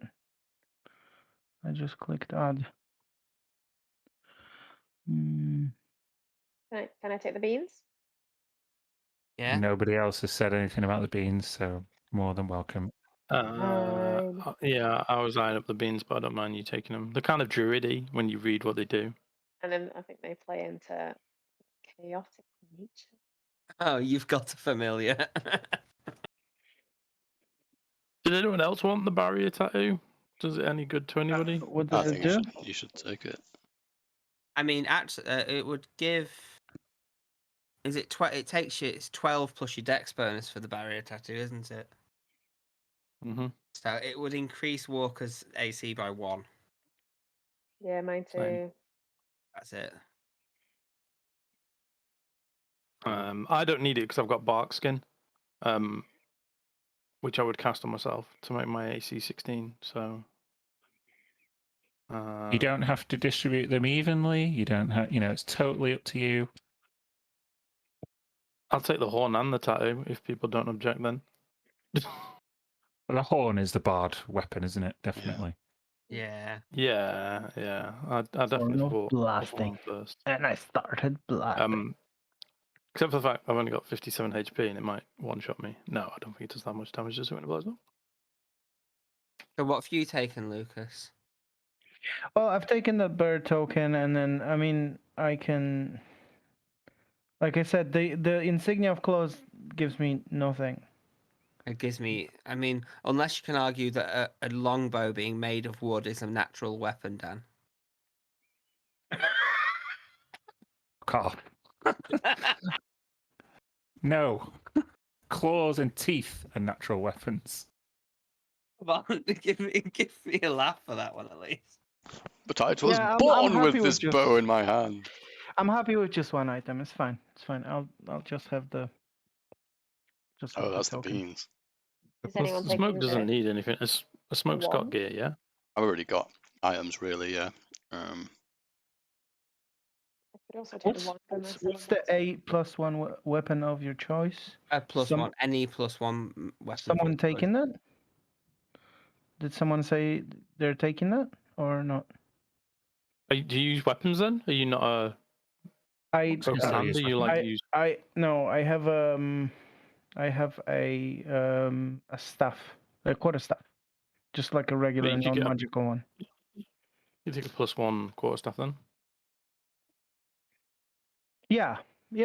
If everyone's okay with it. So If you're not using the claws, yeah.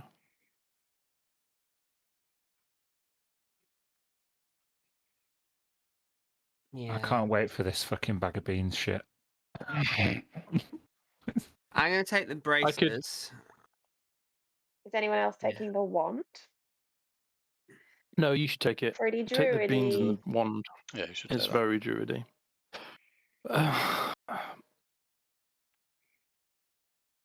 Yeah, I could theoretically blow myself up with this one because it's 10d6 and I have 57 HP. You'd have to be very unlucky. But, yeah. Well, yeah. Can I make it thematically whatever I want? This quarter stuff for like narrative purposes.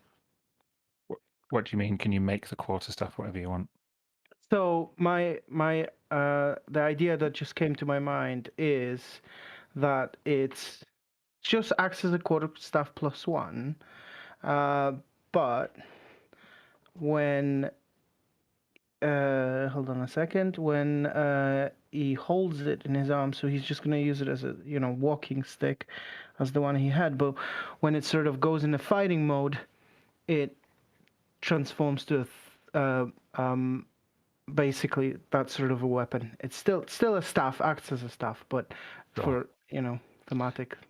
So we can say that you might spend some of your time this evening like actually making that weapon, like maybe using some of the supplies, and yeah, that'd be cool. Yeah, awesome. And then it can just go into a single staff when he's just using it for walking, and then Mhm. in the fight it just breaks apart, and he uses this called I think it's called Sansetsu. What Awesome. I just googled. Mm-hmm. So has everyone got what they want? Is there anything the that hasn't been potions. claimed? You can have the tattoo if you want, Gareth. Like I Sure. said, I can just cast bark skin on myself. Let me just double check. I Back can in a cast sec. bark skin. Mhm. For it. Because Bark skin. You touch a willing creature. Yeah, I Yeah. can touch myself. It doesn't say other than yourself, so yeah. So Kirsty's got the beans and the A wand. wand. Lucas has got the feather token And the plus And one the plus quarter. one. and the +1 weapon. You, Andy, have got the horn. Mm-hmm. Is that all you've got? Yep. So the insignia of claws, nobody's got that. What is it? It gives +1 to attack and damage with natural weapons. So Smoke, why claws don't and you take teeth. that one? Yeah, I was going to say, Mike. Cool. Right. Yeah, I'll take the tattoo. We could say that's like a clan emblem Yeah. for the Distant Rivers clan. So you're gonna catch Sparkskin then, Andy? I can on myself, yeah. Cool. Nice. So And that means Walker is having the tattoo and the braces. Yeah. Okay. Hatch and Chance come and join you. Please, everybody, make sure you get a greater healing potion as well. Oh, yeah. Yeehaw. I'd like to cast Magic Mouth on Jade's eye. So the next time she looks at Walker, it says to... sorry, not Walker, Chance. It says the fairies are going to get you.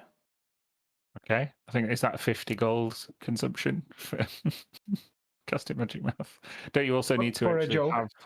have the fucking eye? Like Honeycomb and Jade just worth at least 10 gold pieces, 10 which still gold. consumes. No, yeah, maybe I won't do that. I don't think I've got any gold, only for that reason. Mhm. It's 30 feet within range, so it's yeah. anything you can see. You don't have to actually Mhm. implant a message within an object in range. Yeah, there might be some consent issues with casting a spell in someone's eye. But yeah. Oh, I'd ask Jade's permission. I'd be like, Jade, you want to play a prank on Chance?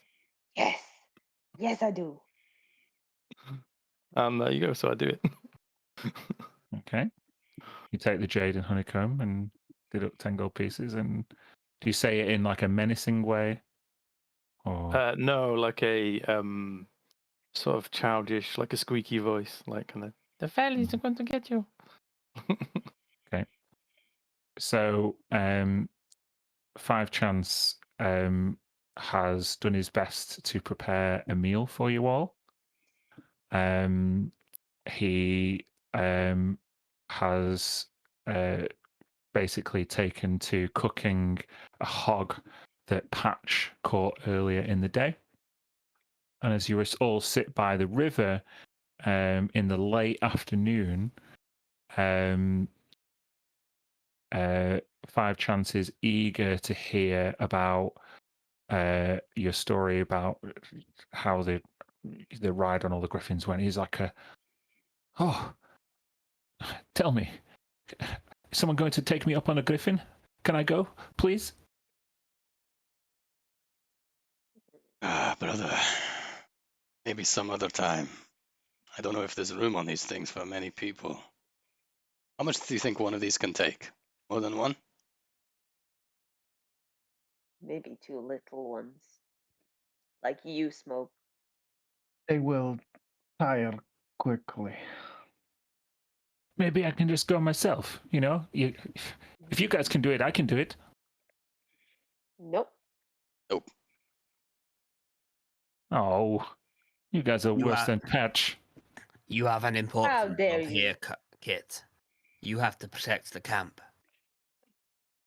Oh, I was only going to go for like 10 minutes. Oh, right. And he kind of goes to stir in his like bit of stew that he's cooked alongside the hog, and then he looks up at Jade with like puppy dog eyes, and he's like, "What? How did you do that?" I didn't do it. The fairies did it. Ugh. And he like skulks behind his big pot, and he's like, he looks kind of suspicious and terrified. He's looking over his shoulder. They said if you get on one of those griffins in secret, they'll get you worse than this. Make an intimidation check. Advantage because the eye is definitely helping you out. 19.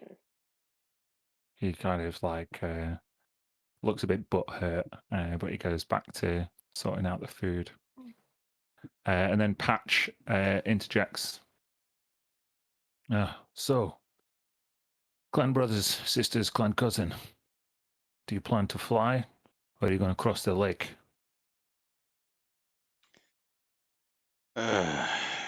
Decided just yet. Should eat. Don't think these creatures can manage too much longer, but see how they feel after we can feed them. Do the people at Broadwing know that you plan to take the griffins halfway across this continent? No. Well, I didn't specify. Seems risky to me. What they do not know does not hurt them, though. They have bigger things to worry about. I looked like lovely Gwen the human. You look like human. I did. No, she And I'll didn't look go- like human. That was the greatest disguise of all time. Oh my god, you're so obsessed with human. It's good. Human man. Human man the human. Much better than when Quiet, you Bob. do it. Are the clan people of Quiet Bog as obsessed with humans as my brother and sister? I wouldn't know. I have not been back to the bog for many moons now. Yes, you look a Where- lot Many fancier than seasons. most of the bog. Who do you Thank you. hang out with? I hang out with you. Not all the time. No? I've not known you all my life. Well, I have a good relationship with Lavastina in Timbereach. She gives me free board and lodging, and I entertain her guests. I also travel to the different clans, different camps, just singing a song here and there, entertaining. Will you sing us? I sing you any song you like, my dear. And he'll just like pluck out. You want viola? Or do you want a lute? A lute. I pluck out my lute and sing us a song whilst we all rest and eat our lovely dinner. The entertainment and food both go down well. Patch, after you finish the song, it's like, yes, I swear I heard you played the Stag and Unicorn once. Yes. You know Ravestina, the innkeeper? Yes, she is a happy Furbolg. Bit simple, I think, but well-meaning nonetheless. Simple people are often the best ones. Uncomplicated. Maybe that is a better way of saying simple. That is how I like to live. To seek is to suffer. To seek nothing is a bliss. You Songbird always who speak in proverbs, old man. I find they accurately represent the reality that surrounds us. Ugh. It's like you study right under the mouth of a Kashindi. Always with these vague prophecies and mysterious aspersions about clan business. You would make a good demigod were you not so old and puny. You find truth in them if you just try. You should spend some time in the Fae. Then you will question reality. If you immediately know the candlelight is fire, the meal has been cooked a long time ago. Disadvantage there, Lucas. I know that. Jade, please make Yes. a charisma saving throw. Yes, sir.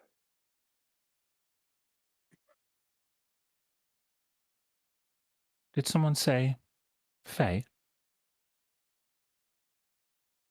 Oh, shit. Only Jade hears this.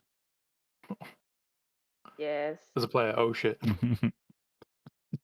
Yes, they did. How are you doing, Jade? Oh, you know. Well, I've got my brothers. How are you? Bit lonely. It's been a long time since we've seen each other. Did you see the thing that happened with my eye just now? Wasn't it cool? I see everything that you see. I know. You're lonely? Come and visit. I might get a few visitors of my own. Oh, really? Can I come? Sure. You know where to find me. Just upstream beyond Timbereach. I could come. I have made a few more friends since we last met. Other friends? Am I still the most fun one? Oh, you will always be my number one, Jade. Thank you, Dolores. You're so kind. Ta-ra for now. Ta-da. Thanks for coming. Thanks for visiting.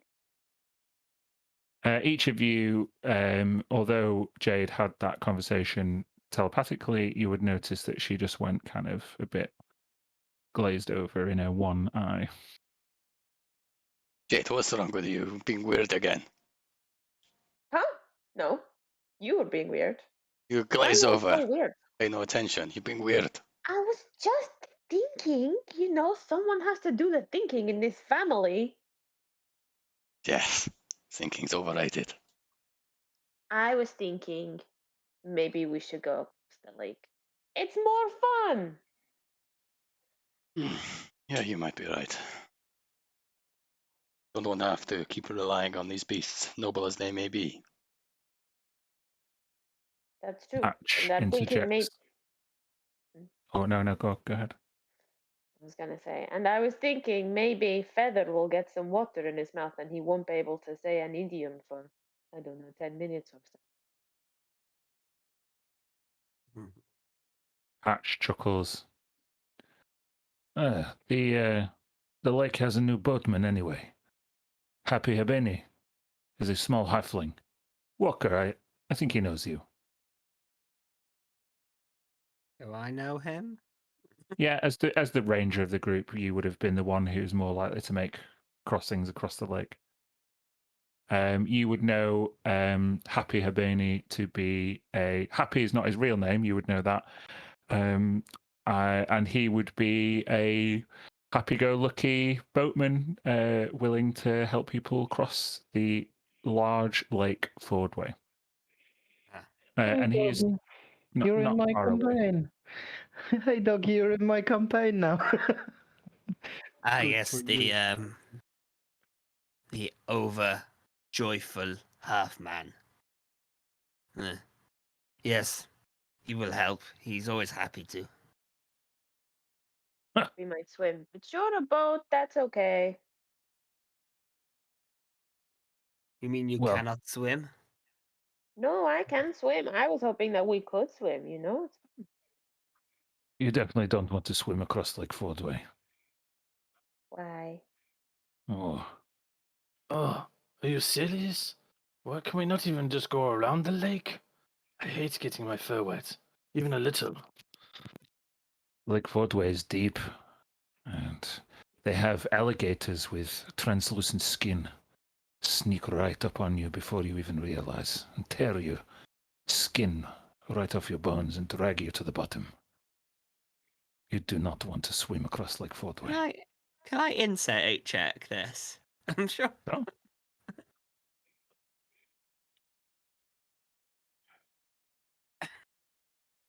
Patch might be embellishing what he's heard, but he seems genuinely afraid to cross Lake Fordway. You should be careful what you remember, young Patch. Your nightmares seem to be breathing into your wakeful hours. Well, I know that crossing Lake Fordway without a boatman would be a nightmare in itself. Anyway, you should take in a bit more rest and perhaps travel across by nightfall if you wish to make haste. Of course, you are welcome to stay here at Nimblestep with me and your other little brother. I could do with a rest. These old bones did not like those high mountains.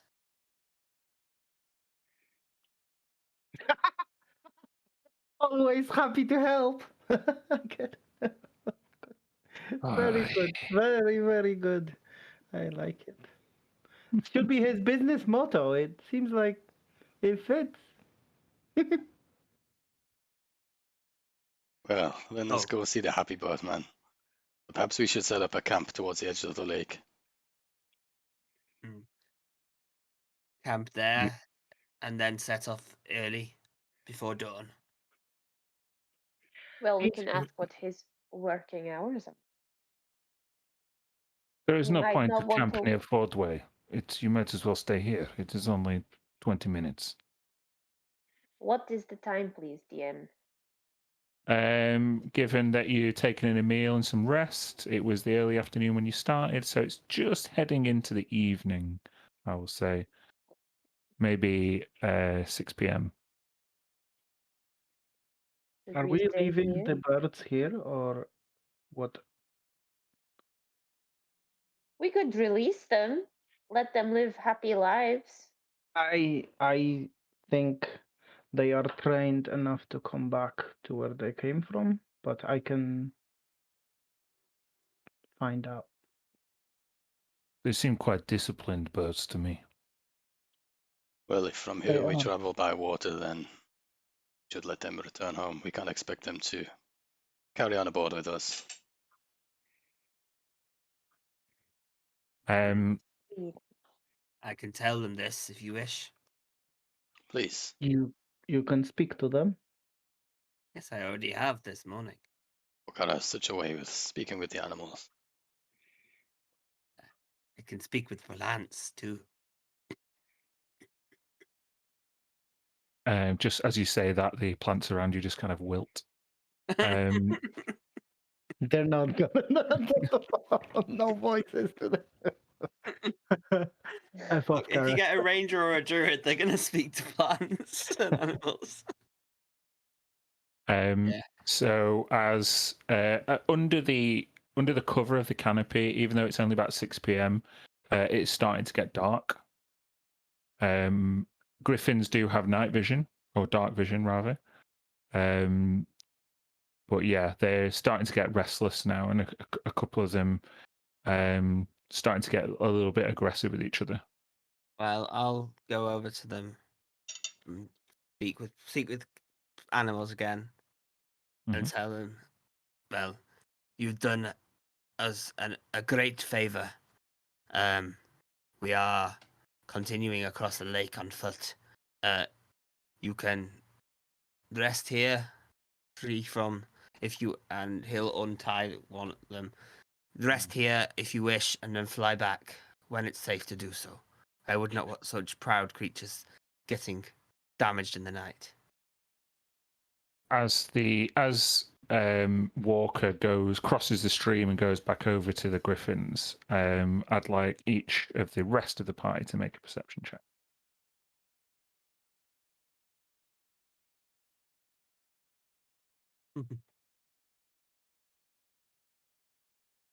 Okay, Jade, you notice that 5chance has been very quiet.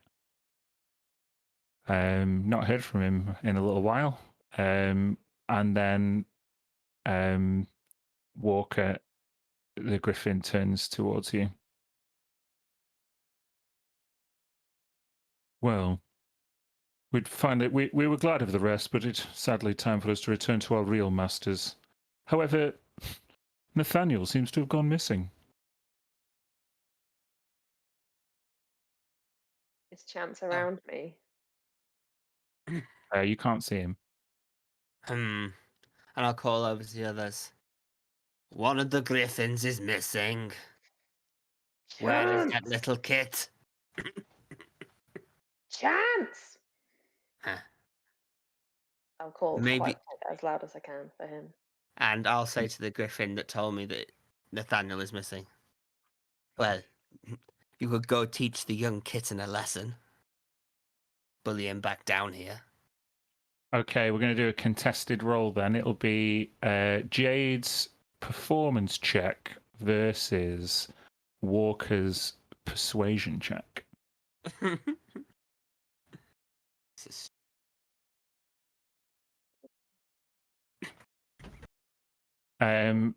Jade, you shout out for your little brother amongst the canopy, and you look around, not putting two and two together about where he might have disappeared to. And Walker, you see a couple of the griffins kind of spread their wings out and kind of create space between themselves, and they all start kind of looking at each other and ruffling their feathers, and then one by one, they all fly off into the distance. They are bringing your little brother back. Always learning on his feet, this one. Oh, the fairies are going to get him so good. Your brother seems to like putting his tail too close to the fire. It's going to get it burned. After about 20 minutes, each of you just hears a like a distant wailing, and then a flash of white and brown feathers just swooshes through the middle of the camp, and you can see a young tabaxi holding onto the claw of a griffin for dear life. He makes another loop like up through the canopy, and then you see like a load of leaves just fall down, and over your shoulder you see a lone griffin return to its flock as a arrowhead formation of mounts flies back towards the direction of the name of the hold, the keep. Broadway. Broadwing Keep, sorry.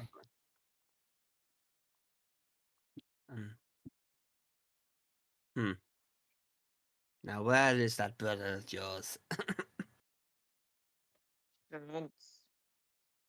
He better have either let go soon enough or held on tightly enough to end up in one place or the other. Not picking him up from in between here and Broadwing. A minute later, you just hear like a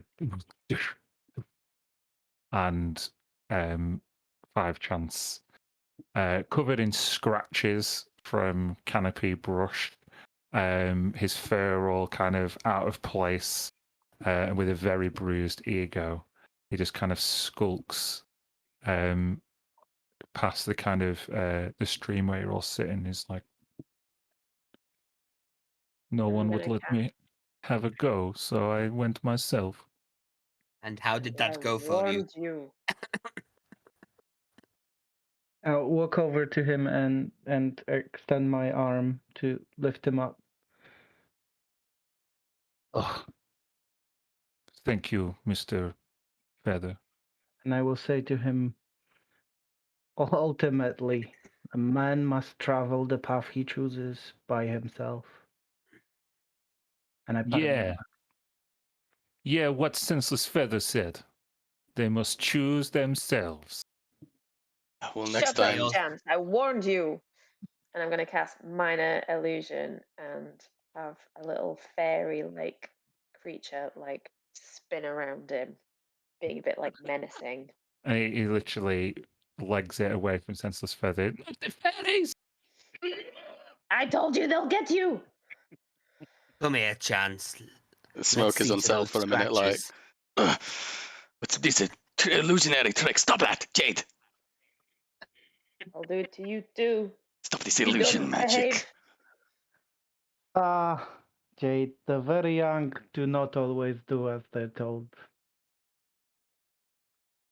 Second time, Lucas? Shut up. Yeah, I'll say to Chan, come over here. Let's see to those scratches. And Okay. if he comes over, yeah, I'll cast Cure Wounds on him. Just heal him up a bit. Thank you, Mr. Shadows. Oh. That's what they call you, right? Shadowman, Mr. Shadows, or Shadowy? Sometimes. Mostly they call me, well, Master. Master Shadows, especially for one such as young as you. That's weird. I'm not calling you Master. Now, Smoke! behave and don't bite off more than you can chew. Are you casting Cure Wounds in the old chat? Yeah. Oh, yeah. Mm. He feels a lot better, but he's probably not very inclined to call you Master. So he and Patch go back to their kind of custodial duties. Walker points the way to the ferry crossing.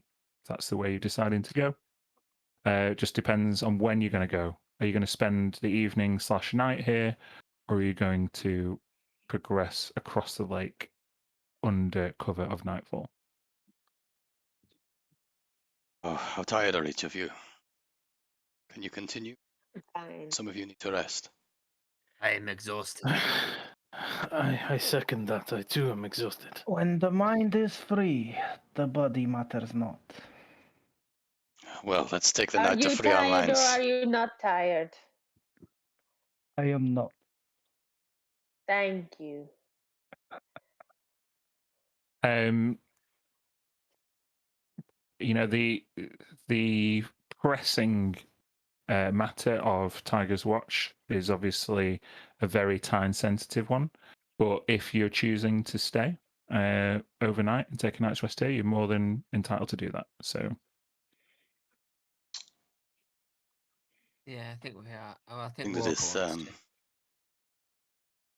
better to make a more safe journey and more well prepared than it is to rush too far ahead and find ourselves snagged up on any kind of obstacles.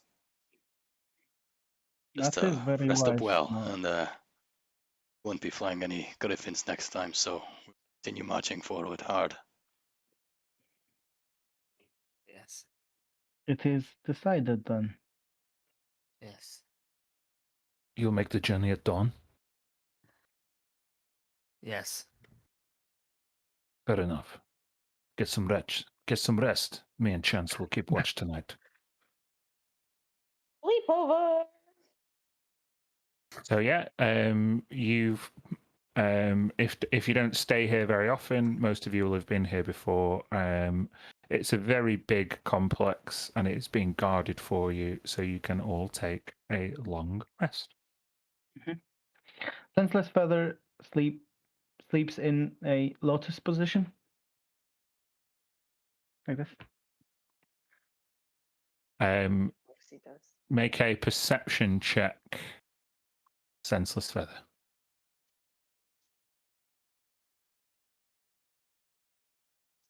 Okay, midway through your night's sleep, you hear the footsteps of a smaller tabaxi creeping up on you, trying to be very, very quiet.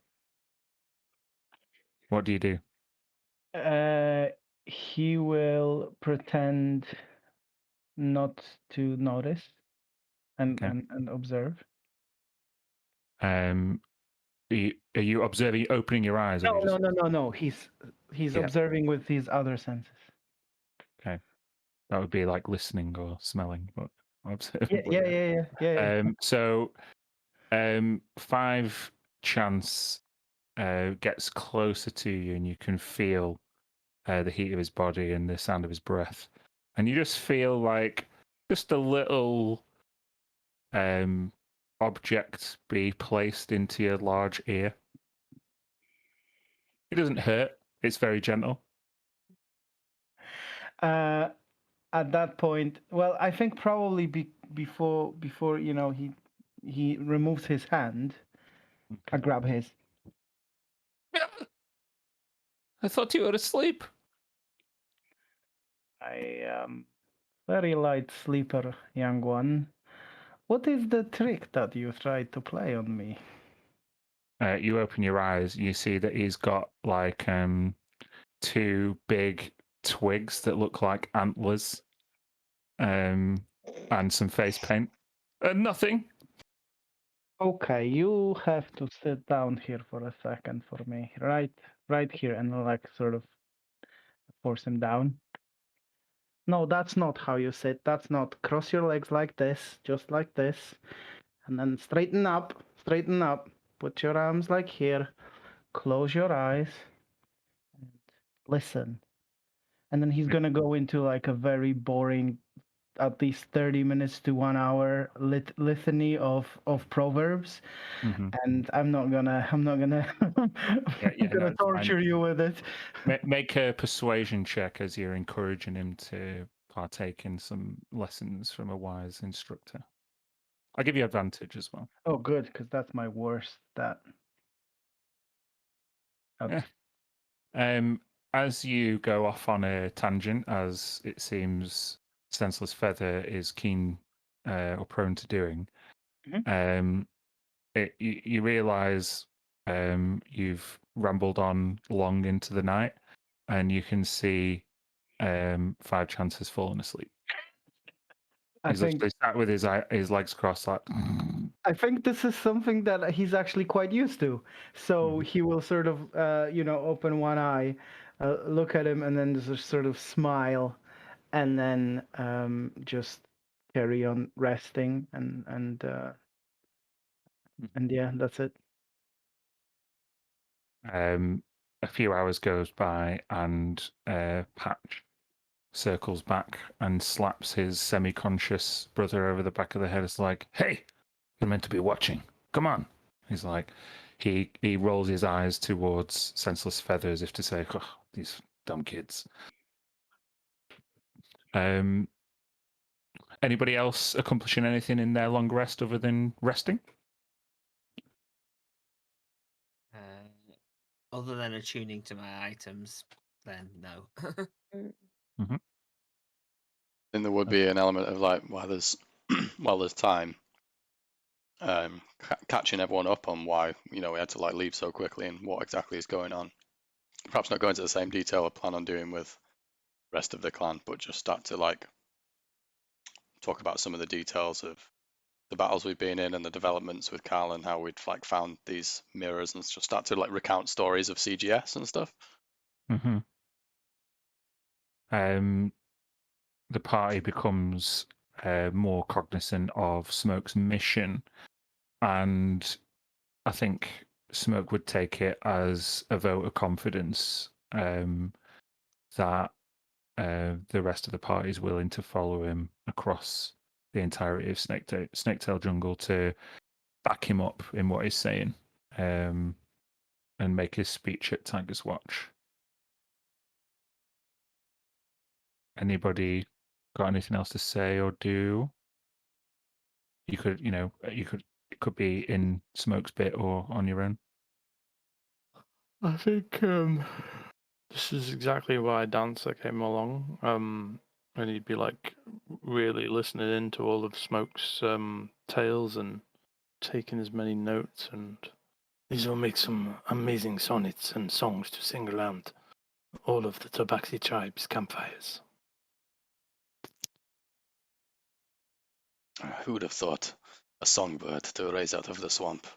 I'm quite impressed. Patch says, what will you do when you see your old quiet bog friends? Moon.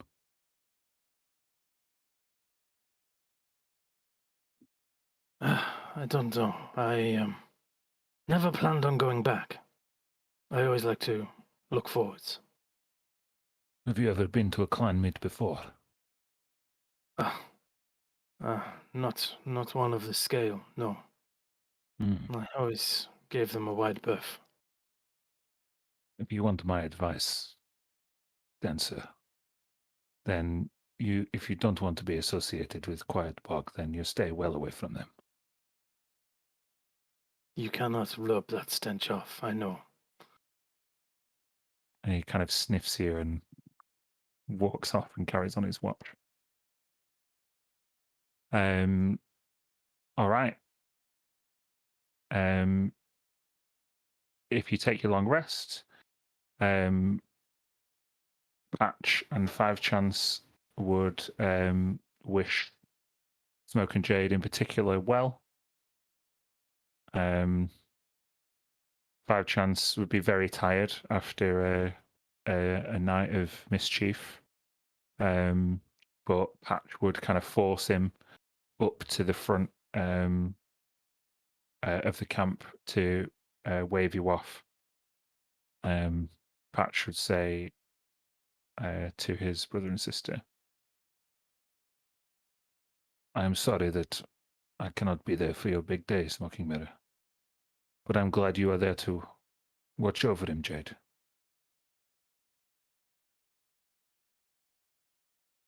I don't know if I'm helping or not. There's one thing I know, that much time alone I've spent has taught me that we Tabaxi really are stronger together. It's not natural for us clan folk to do what Smoke has done and wander past out into neutral territories and mix with so many other types of peoples, but he is brave, and we should all take stock and learn from that. Maybe the settlement wars wouldn't have been so bloody if more of us had been more outgoing, like Smoking Mirror. I do think about that sometimes. Although I appreciate my history and I never forget pain that was wrought upon our ancestors. But you're right, some things are bigger than ourselves. I hope that's what the clans will be able to see after a meet. It is a shame that you cannot be there. If only to see the look on Prime Wonder's face when you start talking about coming to the aid of humans. That would be a sight to see. And along with that, this supposed evidence I have of gods of magic intervening with realities and father of all gnolls out on the loose, revealed from different planes, mirrors to other dimensions. You imagine? Inogu will be the least of your worries. Just make sure you stay well clear of Prime Wonder if he's in a bad mood.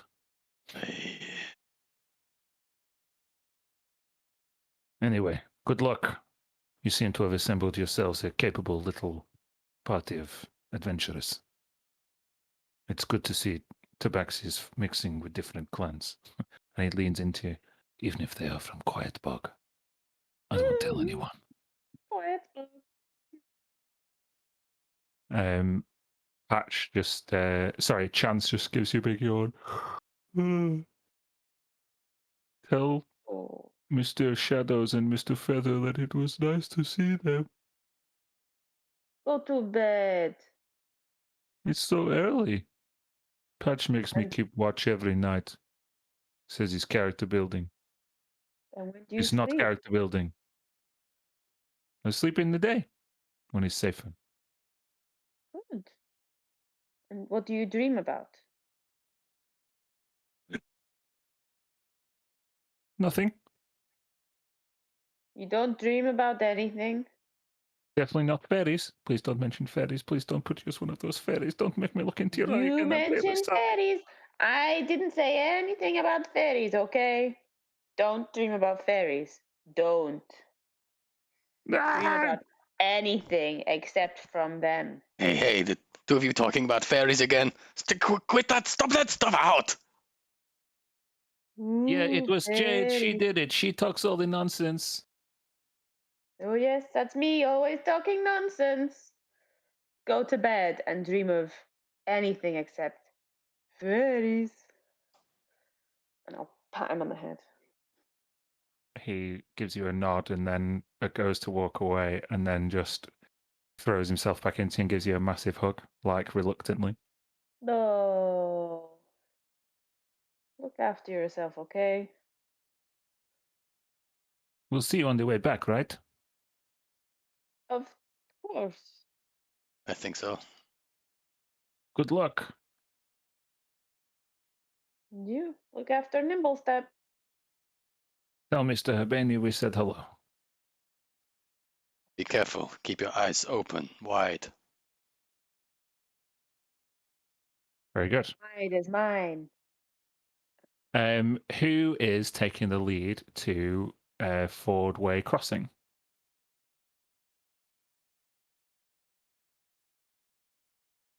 Walker, right? That Yeah. you, Walker. Gareth? Sorry, I You're had my muted. microphone turned off. Sorry. Yeah, I said Walker. He knows the Okay. way. Then I would like you to make me a survival check. It's a very I use short my- journey. Can I use my background feature instead? What? I have my background What? feature is that Just tell me what it is, rather than ask me whether you can use sorry. it. I can always recall the layout of terrain, settlements, and other features, and have an excellent memory for maps and geography. Still make me a Sorry. survival check if you would. Cool. Okay. It just changes the DC and what can happen. Yeah. You get there, or you make your way through the forest path very easily. What I would like you to do is roll me a d8. This is Okay. basically going to be if there's anything you encounter.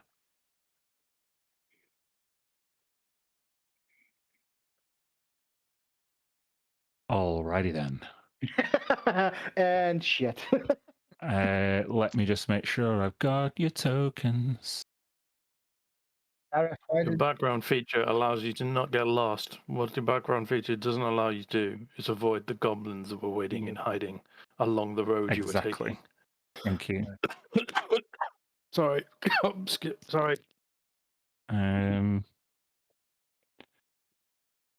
Oh goodness.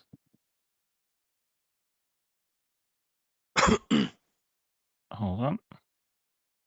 Oh, they're all there anyway. Okay. fun.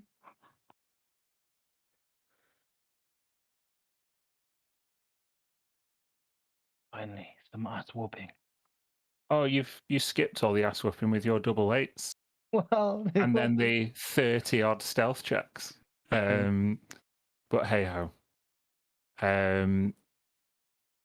You make your way towards Fordway Crossing. Walker knows the way, as you can see. There's a path. So my camera keeps going fucking blurry as shit. Don't know why. You have we got some wilderness sounds? I've not got any of my music sorted because I'm in a different game. Mhm. You know, because I created another one. But let's just see if I can. Let's try this one.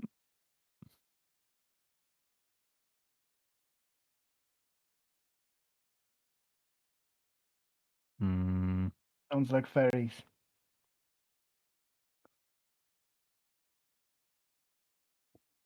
Yeah, as you can see, the sun's coming up.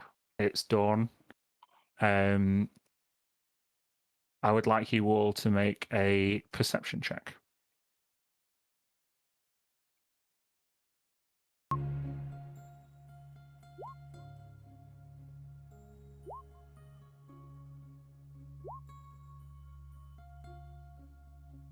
Could you tell me while I'm on a different screen who got the highest and who got the lowest and what the scores were? I got 22. Jade got 10. Okay. Ooh.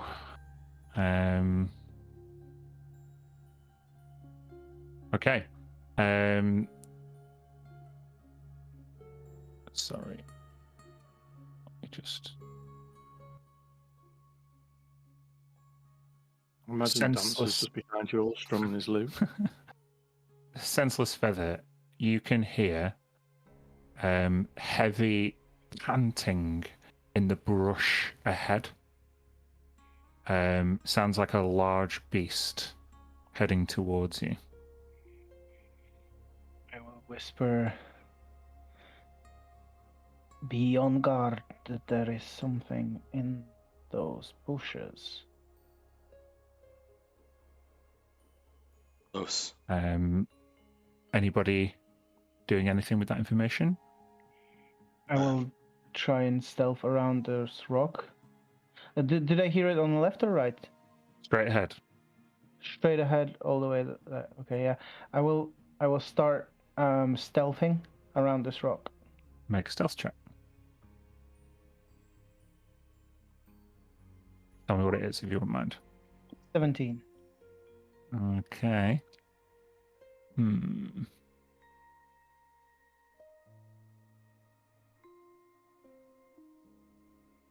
Yeah. Anything else? Anybody do anything else? I think I will put a walker to my left. Sneak around with Feather. Blank. Very well. And then I'm gonna sneak round as well. I'm gonna step forward a little bit and ready my shield. It glimmers in the light anyway. It's quite a distraction to stealth with. Mm-hmm. Okay, Anybody do you want else? a stealth check then, Dan? Hide behind here. Just see what everybody's doing first. Hold on 1 second.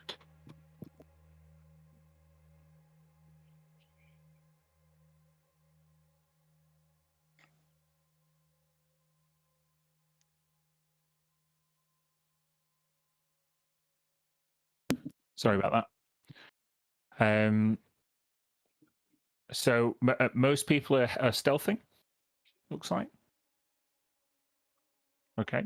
You can all make a stealth check. Make sure your token's where you want it.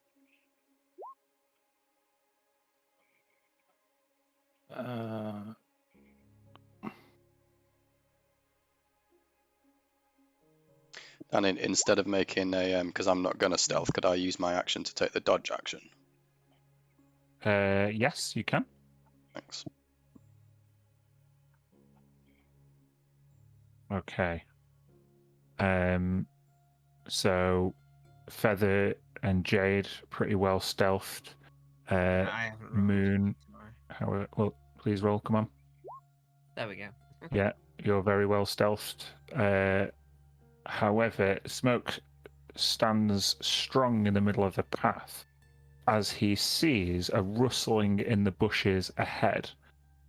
And out from the bush bursts a grey, kind of like hippo creature with claws and multiple eyes. Cute. At Oh, this wow. point, I would like everybody, as it kind of rushes out of the bushes and looks towards smoke, lets out this kind of like, and looks like it's going to charge smoke.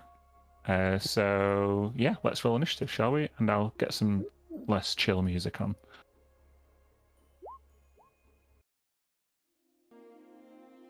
No. Fucking Christ, my rolls are garbage tonight. Mm.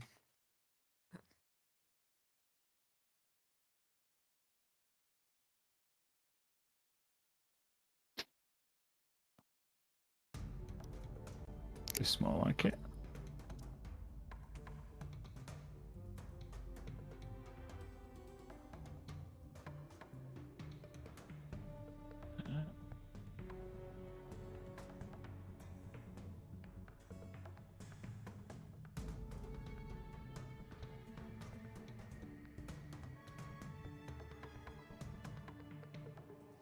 Sorry, just roll initiative.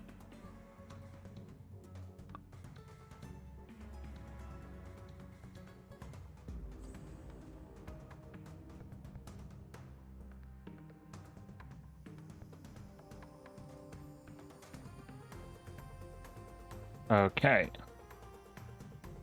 Here we are then. Jade, you see this grey render creature emerge and let out this kind of wail as if it's calling to something or someone. Sorry, Feather will have the better dex, right? Yeah, I'm okay with.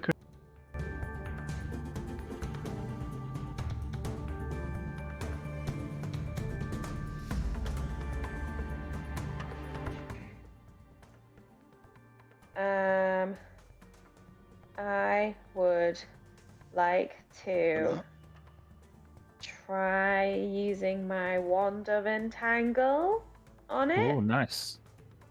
Okay. I'm going to cast entangle on the thing. So do you want to draw the 20-foot square? I notoriously struggle to draw in Roll20. I can do it for you. Do you want it just around the grey render? Yeah, did I just do it? Yeah. Yeah. Is that about right? Sure. That's Can I fine. pick it up or no? I don't. Well, I think once you've cast it, it doesn't move. Okay, that's fine. I just drew it wrong. It would be centrally around it, but that's fine. Choose the Just little around select it, tool. so- I think you can click on it. You might be able to move it around. I don't have to select the line. Yeah, maybe not. It's fine. Oh no, wait, there you go. There. Done. Okay. So that it has to make a strength saving throw, right? Oh yeah. I rolled a 20. What's the spell save Okay. DC? 13, I think, on this wand. Yeah. This thing is just made of like pure muscle, and as you cast entangle through your wand, these vines creep up from the jungle floor, and they try and latch onto him, but he just lets out this warble, and it manages to hold off any encumbrance from your spell. So it doesn't work. I mean, it's still there, but he's just not restrained by it. Right, I'm sorry. So it can stay there for a minute. Okay. Okay. Anything else you're doing? Movement, bonus action? I'm gonna I can guess I can see over this thing, can't I? Yeah, I'm gonna say you can just about see over that. Yeah. Okay. I'm just gonna get a bit closer around here and peek around the edge, so I can maybe see that it's going for smoke. Okay. Just that, please. Alrighty. feather, you can actually see the shadow below where you are. So you've hidden behind the trunk of a giant mushroom, but you can definitely see this thing from where you are. Okay, cool. So seeing where it is, Feather would like to activate the feline agility to get double movement. And I would like to monk shit run / jump all the way to the top of this mushroom. Okay, you can see the height. That is probably about the smaller one is about 10 foot high, and then the one after that is about 20 foot high. Yeah, I want to get on that one. Yeah, make a acrobatics check. I do get climbing speed if that makes. Well, you're not kind of you've got to literally jump onto it because there's no. Sorry, just to It's like remind one of these, you. isn't it? Just to remind you, there's this. Where's this? Yeah, mushrooms have an overhang, so it's really hard to climb them. Yeah, you need to jump. Oh God, where is that thing? On this level, I've got this thing where I can just run up vertical surfaces. Well, yes, but you would run up the vertical surface and then just hit a mushroom, wouldn't you? You have to go upside down. Yeah.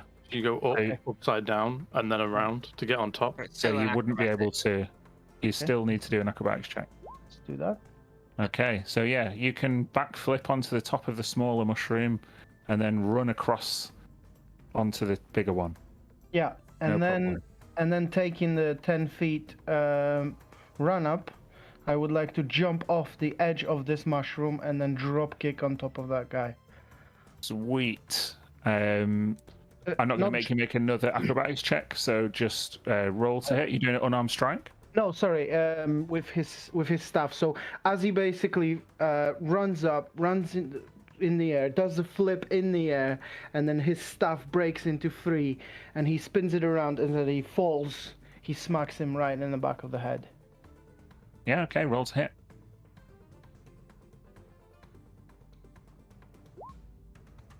Nice. Yes, that will hit. It's the second one because I'm always gonna do the two-handed. I don't have anything else in my hand, so it's 10.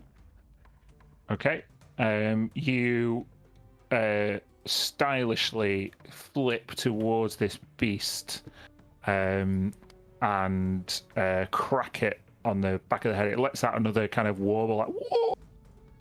And it's kind of kind of like lets out like a pant and a snarl, kind of like a bull would or something like that.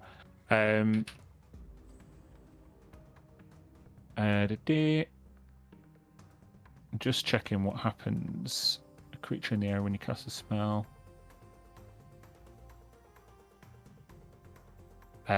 Yeah. Okay. Anything else you're doing? Yeah. Absolutely.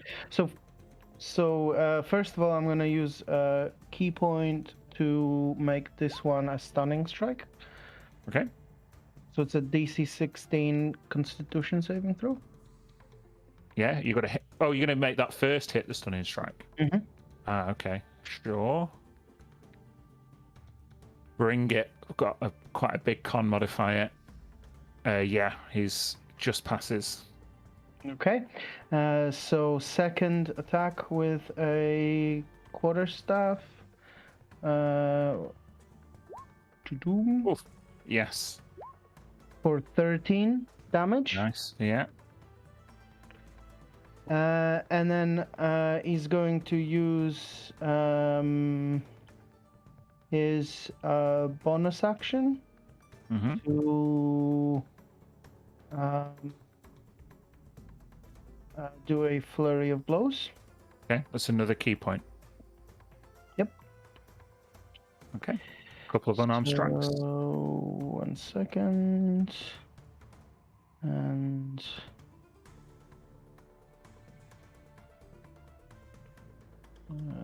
where is it? Could just be on bonus actions. Yeah. Okay. So 11. And Describe what this Arms of the Astral Self So attack looks like.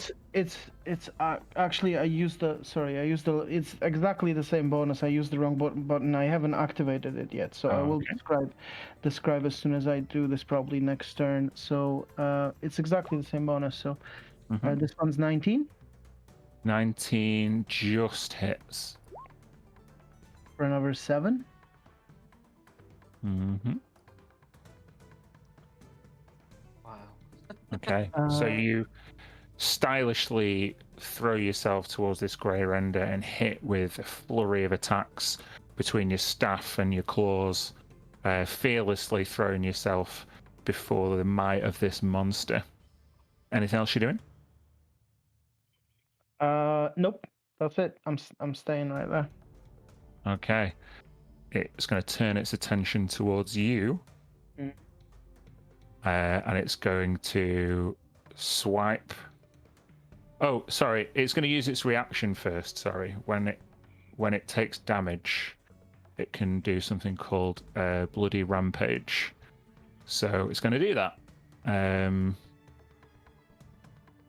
So it will first lash at you with a bite attack. It's 27 to hit for 23 piercing damage. I would like you to make a strength save. Okay.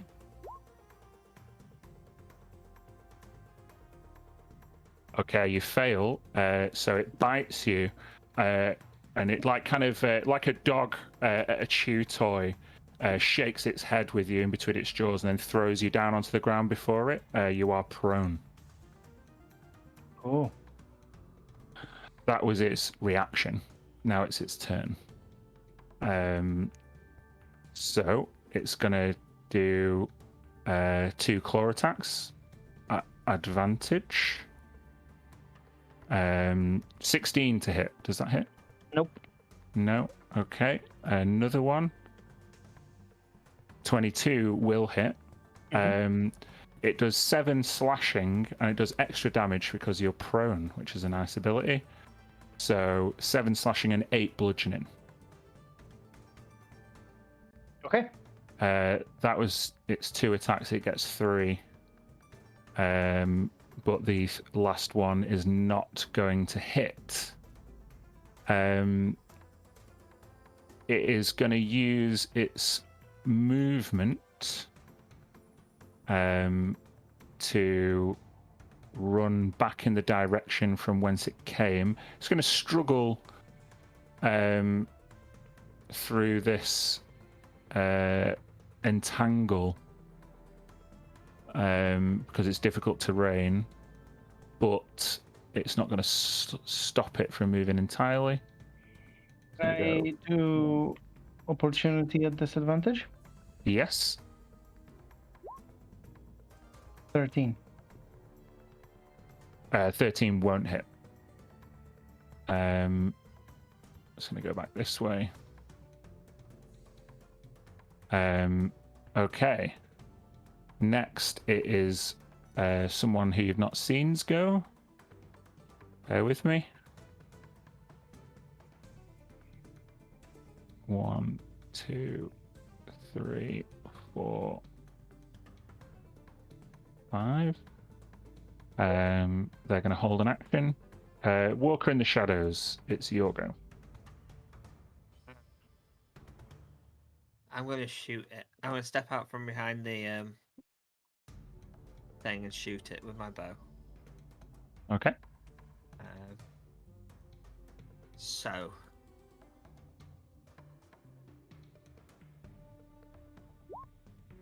That'll 23 hit. hit. Okay, so it's a bunch of stuff that I've not done before. So it takes 7 piercing and 12 piercing damage as it gets the extra damage. 13 in total. 13 off that. It also I'm gonna, as a free action as part of my class, I'm gonna mark it as favored foe. So it takes another d6 on top of that. D4. No, sorry, I'm higher than 6 level, so it is D6. So it takes 6, so that's another 6 damage. Well, I think that would happen after you mark it as your favoured foe. It says here, it actually says, including when you mark it. Oh, I'm sorry. I didn't quite see that. Just next to where it says 1d4. The first time including. Oh, yeah. Okay, yeah, mark it. sure. So yes, that's So 3, you're and then doing I'm gonna. 1d6, Yeah, so it's a 6, and then I'm gonna fire. I get 2 attacks per action, so I'm gonna fire my bow again. Okay. 26 to hit. Mm-hmm. So it takes another 9 piercing. Okay, yeah, you loose a few arrows over the top of Feather's head, and they stick out of the back of this grey render, and you see like a grey nodule like fall off its back, and he lets out another like warble. Seems to be in pain. Anything else you're doing? No, yeah. As a bonus action, I'm going to cast Healing Spirit, and it's going to so a nature spirit appears in front of Feather and heals. It's a transparent fey, and it sort of appears in front of Feather and heals Feather by 2 hit points. Okay. Cool. So that's there for a while. Do you want me to get a token or something? Yeah. Hold on. Just paint an X in there.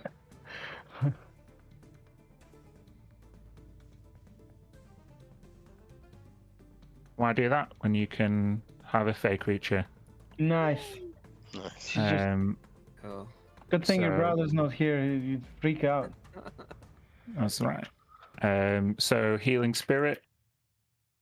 Yep. So it's healed Feather by 2 HP. I can let you control this. There we go. End of your turn. Yep. That's the end of my turn. Okay, Smoke. You're up. Cool. I think. Let me just refamiliarize myself with this sheet that I haven't used very much. I've now got 40 feet of movement. 1, 2, 3. This is difficult. No, it's not difficult terrain, I don't think, because you weren't in it when it was cast. It's fine. Oh, is that how it works? It doesn't stay as Yeah, yeah. difficult terrain, right? Okay, It's only for people who were in it when it was cast, I think. gotcha. So I think that was. I think the strength check is only for the people that are in it, but it's still a terrain for. Yeah, these plants the turn the duration. ground in the area into Yeah. difficult terrain. Yeah. Oh, okay. So it's Well, yeah, half movement. Okay, so that Yeah. was 25. So then I only want to just get to here anyway, and I just want to help. Feather. Old Man Feather. Yeah. Oh my bones! With that as an action, can I sort of get rid of his prone, basically, by using As an action, yeah, sure. to pull him up? I'm gonna pull him Yeah. up, and then maybe if more for flavour than anything else, but maybe if I am grappling and moving, picking him up, can I just move him to my side so he's not in between me and the creature? I basically want to put him to my side so that I'm trying to protect him. Yeah, Be the if you're first using your and the action, front that's line. fine. Yeah, You're yeah. a strong person. Yeah. So I'll just move him to my side or just behind me or whatever. And then I'll yell back to the rest of the group and point towards the top of the mushrooms. Get some height and get a vantage point! And then I'm going to stay here and try and impose myself between the rest and the creature. All right. As you point towards some of the giant mushrooms, you actually see that someone's already got that idea. You see a masked goblinoid appear in black cloaks to your 2 o'clock, and they loose a couple of darts, one at Smoke and one at Feather. 16 to hit was the best one. Don't think either of them hit. Yeah, you just see a couple of darts kind of land near your feet. Looking to match Feather's acrobatic show, she does a triple front somersault and lands down here. And then can she make it? I think she can. Just looking. Oh yeah. She is mobile. 1, 2, 3, 4, 5. So Feather, you're going to get a couple of unarmed strikes of your own. Mm-hmm. Pair of 18s. Does that hit? Nope. No. So Smoke pulls you up to the side, and you instinctively throw out your claws to parry their attacks. I think that's all it can. Oh yeah, cool. Noticing that it's missed with both of its attacks, it's going to use its Shadow Jaunt ability. And there are still long shadows, so I would say it's dim light, it's dawn. So it's going to go up here on top of the mushroom. Dancer. It's me. It is. Or Moon, rather. Dancer's fine. I can see this humanoid. Yeah, goblinoid, a goblinoid. masked goblinoid. Yes, it is just magically teleported to the mushroom above where Walker in the Shadows is. Is it humanoid? Goblins humanoids, yeah? Yeah. They're just, yeah, okay. Okay, I'm gonna cast a spell. It's called Crown of Madness. Okay. It needs to make a wisdom saving throw. Okay. 21. It passes. Okay. Does that nothing happen? Wisdom save from champion. Yep. Yep. Doesn't say anything if it succeeds. Oh, that it's sucks fine. for a second level spell. Never mind. Yeah. Then I think is this like a giant tree root vine? I can just run up it. Sure. With my climbing speed. Yes. So I'll use my feline 10, 15, 20, 25, 30, 35. Gives me a pretty good vantage point from there. Okay. And I'll stop there. End of my go. I would say you're probably 15 feet up now from where you are. Run up the elevation. Mhm. Yeah. Okay. Jade, it's back to you. This thing in front of me, is it like a tree branch? Yeah, it's like a root coming out of the ground. Quite big. Mm-hmm. Can I clamber on top of it, please? Yeah, you've got a climb speed. It's fine. Oh, can I still see the big beastie that's running away over here? Yeah, you can. There is some thick brush between you, so I'm going to say it's got half cover, which is +2 bonus to its AC, but you can still see it. Okay. If it had to make a save, does that affect things? No. Okay. I'm going to try casting Hold Monster on it. Oh, nice. Wizzy save. Yeah. Oh, it's not going to be good. Yeah, I rolled a 5. Cool. It is paralyzed. It's a concentration spell, which I think might mean Yes, thing it is dropped. does. Bear with me. Paralyzed, and then yeah, this will go. So all the vines disappear, as this grey render lets out a warble and then freezes in a uncomfortable position, paralyzed.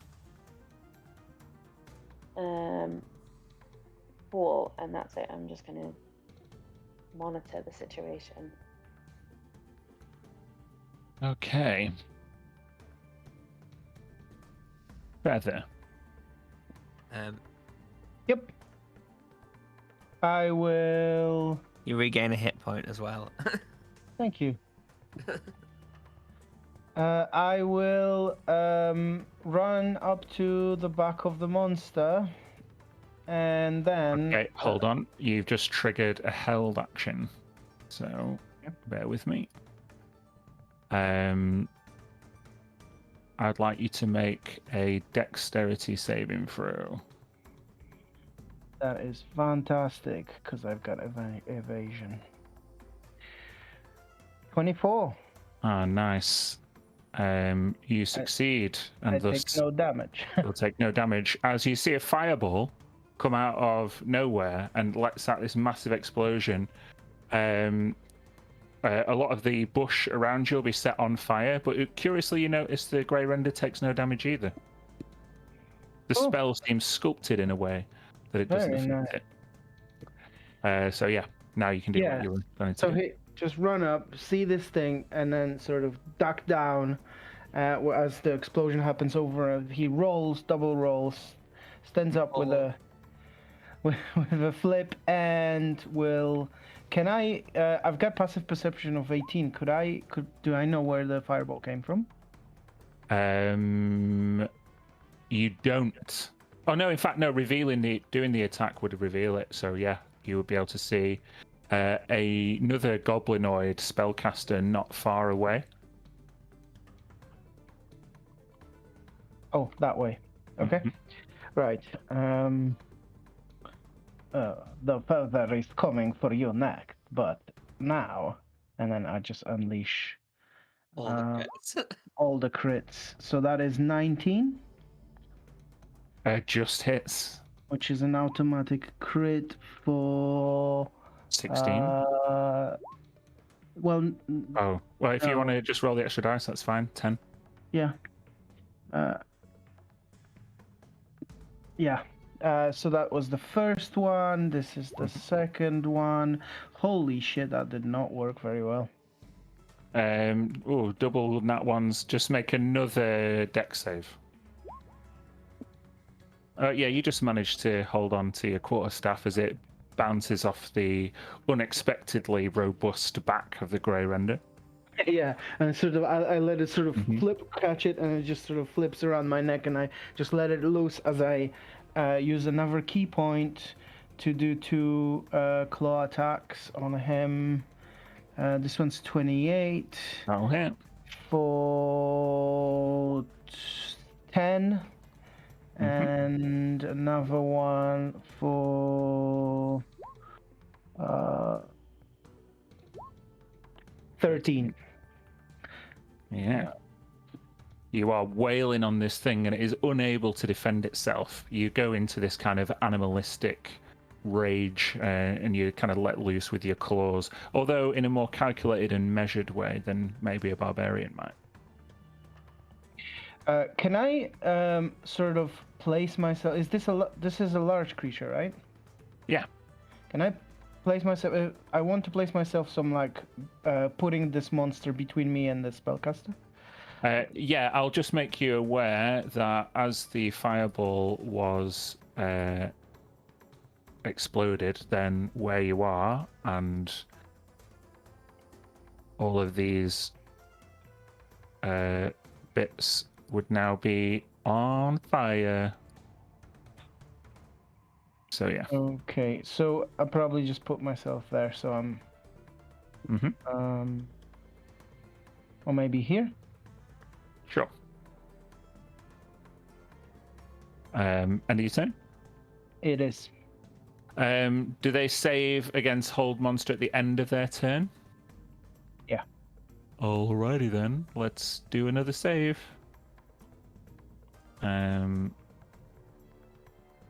Wizzy. This is not going to be good. Oh, crit! Nice. I needed that. So it is no longer paralyzed, but it's the end of its turn. This guy moves around onto the path. Can see Feather and is going to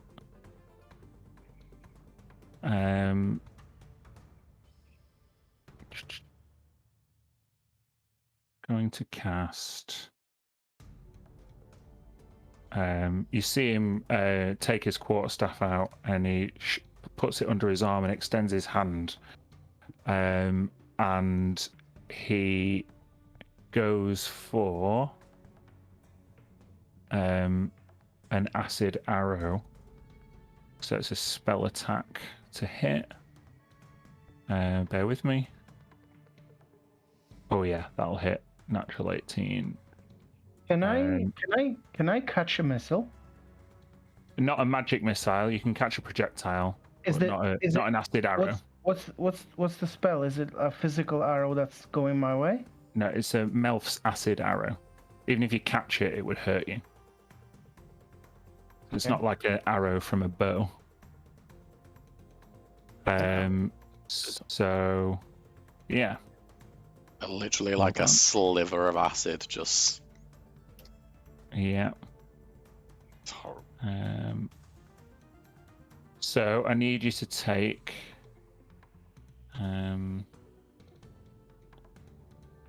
23 acid damage. That is a lot. Yes. Wow. And you take that immediately, and you take extra acid damage at the end of your next turn as this stuff is like burning through you. So you're covered in acid currently. Just say that. Fun. That is the end of his turn, although he can move a bit more. Yeah. I'm just gonna go this way. Walker. Well, I'm going to fire at the. So the healing spirit is ethereal, so I'm going to fire through it at the big grey creature thing again.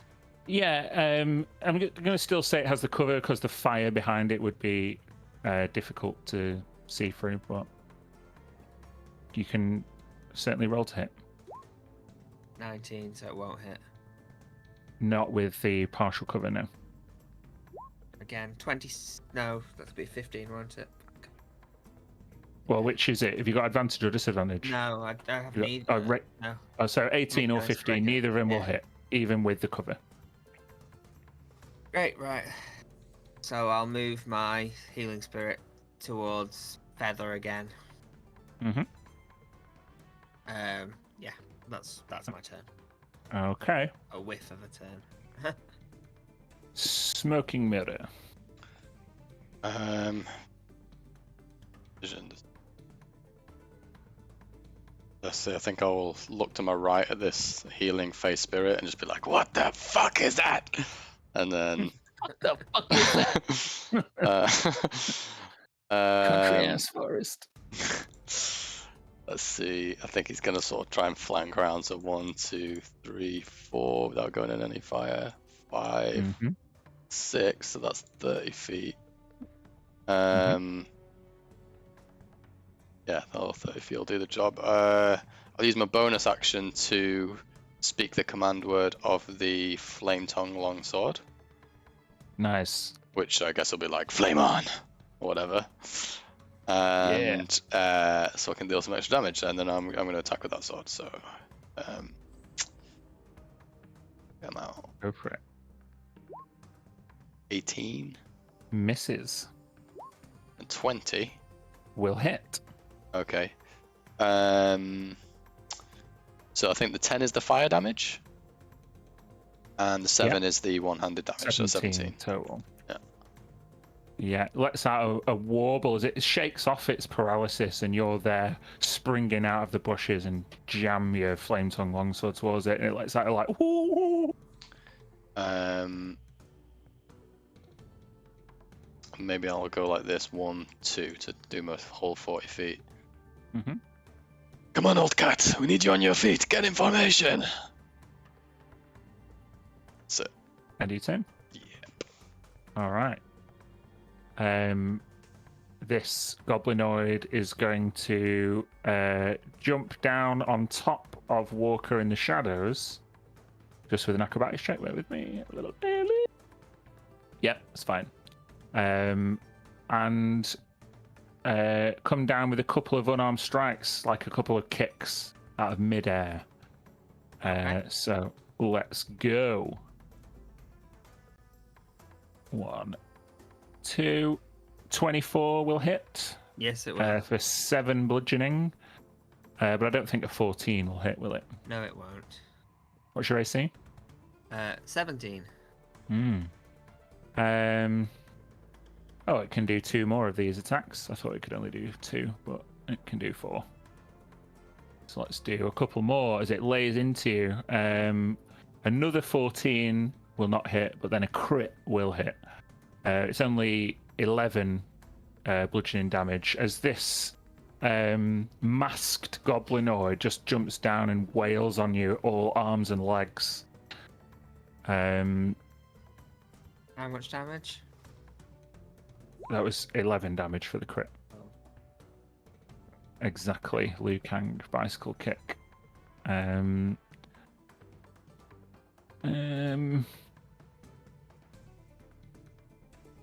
Yeah. So I'm going to disappear again in the shadows. Do I get an opportunity attack as it disappears or not? No, it's teleporting. Cool. And now it's hidden. Very good. Dancer under moonlight.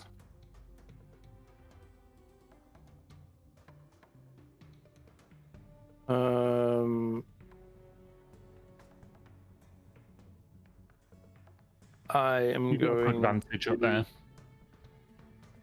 I'm just going to step forward to here. So I'm now about 10 feet up. Yep.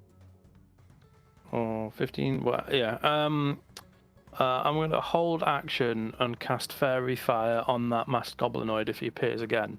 As a bonus action, I'm going to give a Bardic Inspiration die to Jade. So, for 10 minutes, the creature can add a d8 to one ability check, attack roll, or saving throw. Awesome. You are Good use inspired. of held Jade. action as well. Yeah, I want to Fairy Fire that bitch. Love Fairy Fire. It's a dex save though, right? Yeah. Jade, I'm so you're sorry. feeling inspired. I'm feeling inspired. I was on the phone. What are the orange bits? This is fire. The bush is on fire. Eh, The bush. Okay. Then I am going to hop off of here. No, I'm not going to do that. It's so stupid. I'm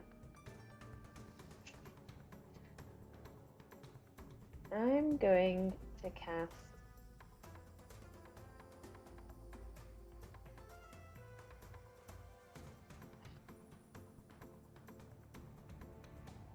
Sorry, please give me a minute. Actually sounds like Mortal Kombat music. It does, doesn't it? Grey Render wins. Fatality. Yeah,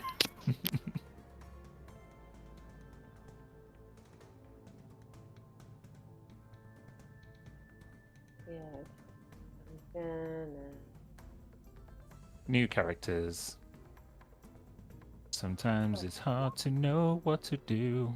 Yeah, I'm very sorry. Maybe it's not this hard, but hey.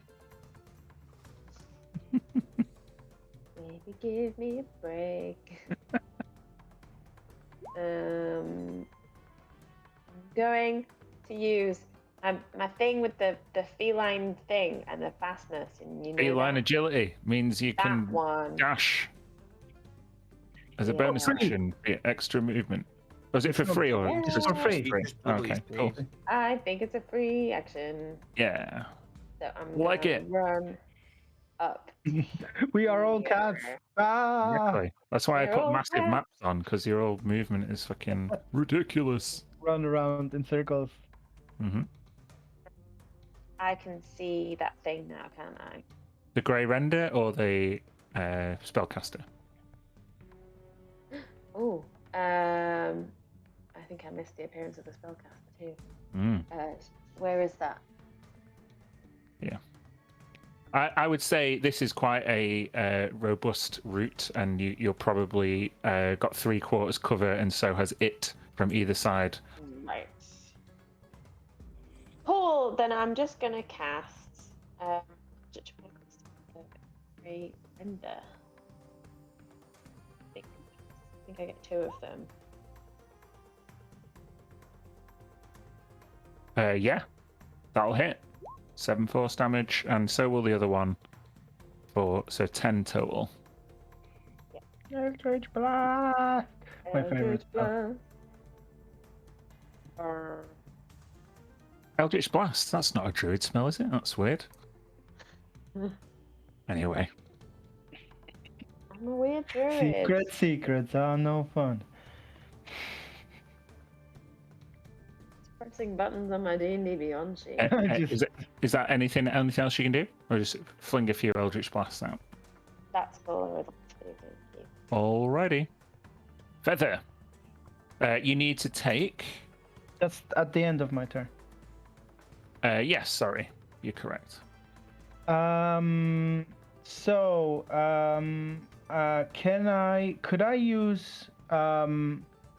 I choose to use a potion as my action rather than my bonus action? Ooh, yeah, I'll let you do that. Thank you. And use your great healing. Yep, let's do that. Not bad. Mhm. Gareth, do I also get something from the? Oh yeah, sorry, Spirit. you do. You get 5 healing points from the That spirit. is very nice. Mm. And then I'm going to rush the mage, and then standing in front of him, I'm going to spend 2 key points. Whoop him on the nose. Bad. Boom, boom, confirm. I'm going to use 2 key points to invoke my arms of astral self and also my visage of astral self. I can do it in 1 bonus action, spending key point on each. So that explains there what it does, but basically the way it looks like is he just goes into sort of Zen position, right? So, whatever, and then mutters something, and then, these sort of very translucent light blue arms extend from his side, and then his sort of face goes around to show this sort of astral visage. And it basically looks very much like him when he was extremely young, and the arms are very muscular and like twice as big, and it looks very awesome. So he will then immediately that will cause anything within 10 feet of him, which shouldn't be smoke, I would assume, or I would hope the root's gonna help Jade. It doesn't say I can choose, right? What does it say? And it doesn't say, is it that can see you, or is it just within the 10 feet? So each creature of your choice. So obviously I want to choose Jade.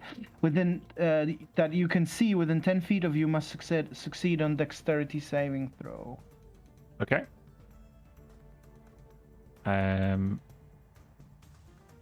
It's weird. Where did his thing go? Dex save for the spellcaster, 18. Yeah, that will succeed. excuse me, the grey render. Not the most dexterous. Yeah, he fails. So he will take 8 force damage as these arms extend and pummel him. Mm-hmm. And that is the end of my go. Okay, then I need you to take 15 acid damage. I rolled 4, 4, 4, What 3. the fuck? What the fuck? But that goes Oh, away, you can right? see that, right? Yeah. Yeah. That goes away now, doesn't it? Yes, it does. Make sure you update Okay, that token. it fucking hurt. Alrighty. Smoking Mirror's turn to get some grey render love. So a couple of claw attacks. Oh, first one will miss, but the second one is a crit for 24 slashing and Yeah. 12 bludgeoning. Sorry, how much slashing? 24 slashing, 12 bludgeoning. I'm going to use my reaction to. Where is it? Here, I'm going to use one of my superiority dice, and I'm going to parry the attack to reduce the damage by the number on the dice plus 4. Yes, come on. Oh, I knew it! Ah. Never mind. Whoops. So, what, 19 slashing now? Yeah, And so- 12 bludgeoning.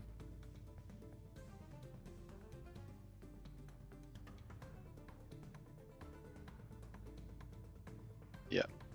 Okay. That was its 2 claw attacks. It's gonna try and bite you.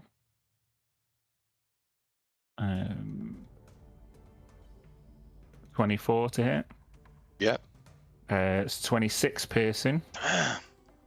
And I'd like you to make a strength saving throw. I think. Yeah, you're okay. You're not knocked prone. However, it's not having a good time. It's going to move up next to its master, Fiercely Loyal. That is the end of the Grey Render's go. It's now the Spellcaster's go. So he is going to cast. Hold on.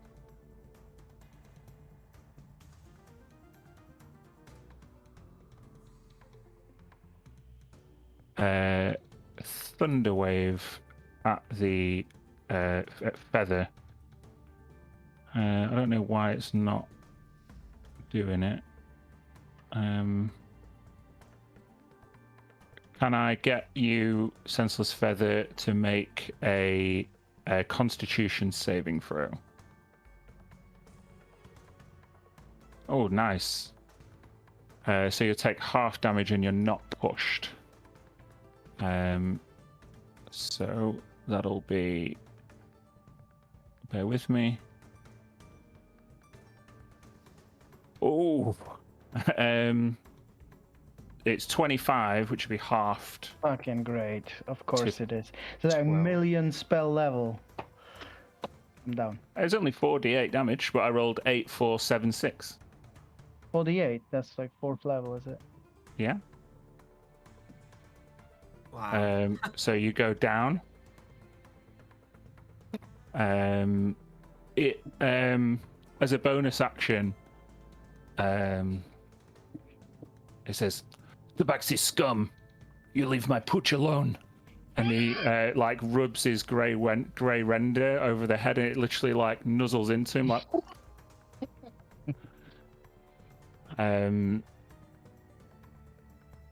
Walker, you're up. I would like to shoot the grey render with my bow that I now can't see because it's not covered by fire anymore. Sure. Yeah. In the eye, please.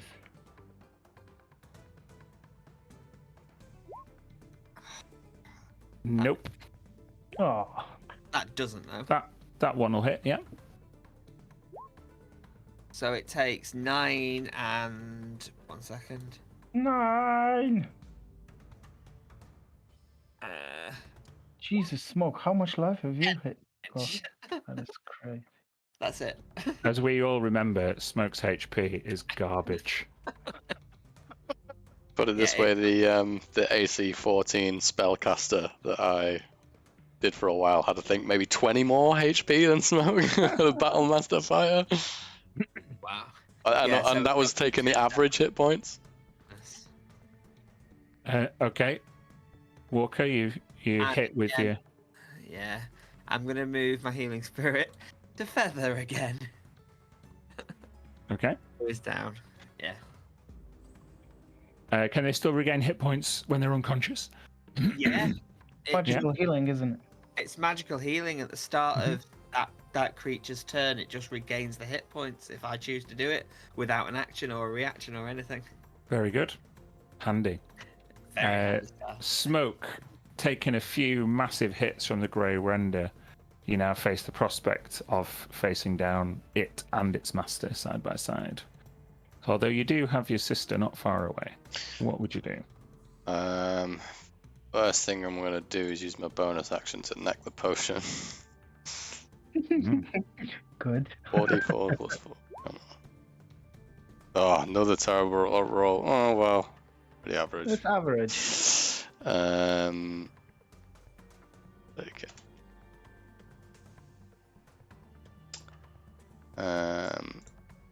40. I will do.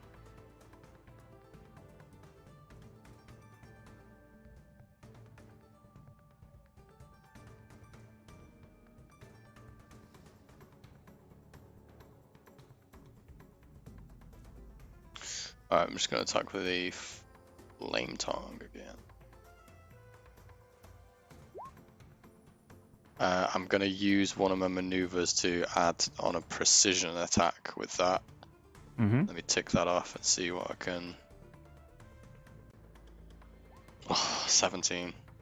Unfortunately, still misses. Second attack.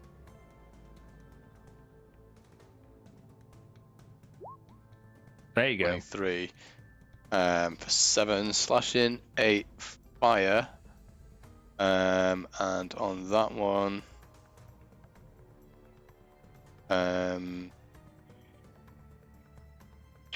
why not? We'll try a distracting strike. So I'm going to use my another superiority die. I can add it to the damage roll. There's another 4 damage. Mm-hmm. So when I hit with a weapon, I can use this die, add the damage. Any attack roll against the target made by an attacker other than me has advantage if that attack is made before the start of my next turn. Nice. So I'm going to do that. And I'm also going to refresh my memory on these feats. Okay, and then I am going to actually move back because... Hold on. As with your last distracting strike attack, the Grey Render is going to use its reaction to make a bite attack, which is its Bloody Rampage ability. Got it. But it's going to crit fail its attack against you. Nice. Perfect. Lucky. I'll move away, and because I've got the mobile feat, I don't provoke opportunity attacks from that creature because I've been hitting it. Mm-hmm. So I'll do 1, 2, 3, 4, 5. I'm just going to kind of regroup next to Jade there. Okay. And that's it. Alrighty. Now then, just going to make a little jackaroo. Nope. Moon.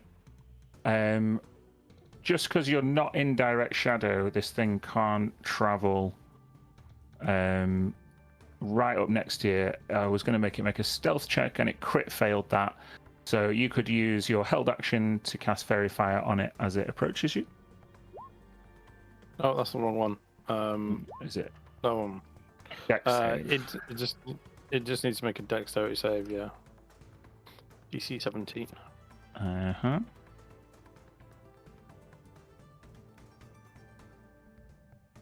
Oh, I rolled a 16. Shit. Failed. So it's So Fairy Fired. I will- It can... Yeah, Flashing. yeah. It's like a 20-foot cube. Yeah, that's it. It's fine. It's obviously within the range, and there's only one enemy, so Yeah.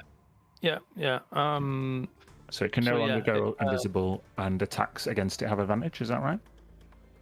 Yes. Just Yeah, post that's the, correct. if you would mind, post the. No, of course not. Yeah. Yeah, any attack roll against an affected creature or object has advantage if the attacker can see it, and the affected creature or object can't benefit from being invisible. Very cool. It is, however, upon you, even though it is now illuminated. So Mhm. it's going to do a shitload of unarmed strikes. 13 will miss, but a crit will hit. Oh, It's well. only 6 bludgeoning damage. Oh, well, 13 hit. 13 will hit. Oh, shit. Okay, sorry. 6 bludgeoning and then 7 bludgeoning then. Mm-hmm. A couple more attacks. 1 will hit, 1 will miss, so another 7 bludgeoning. And it's going to move behind you. Yeah, that'll be its turn. Although it's your go now, so. Okay.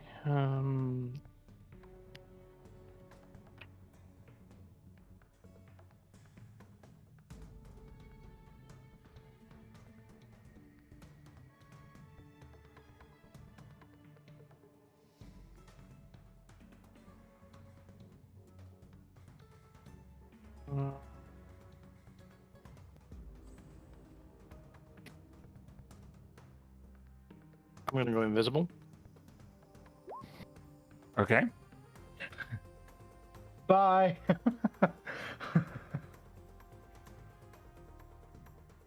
I could have just disengaged, but Invisibility is cooler. Yeah. yeah. Great. Is this using my climbing speed or my? Well, you're walking down on a very broad, so it's not necessarily climbing. You're fine.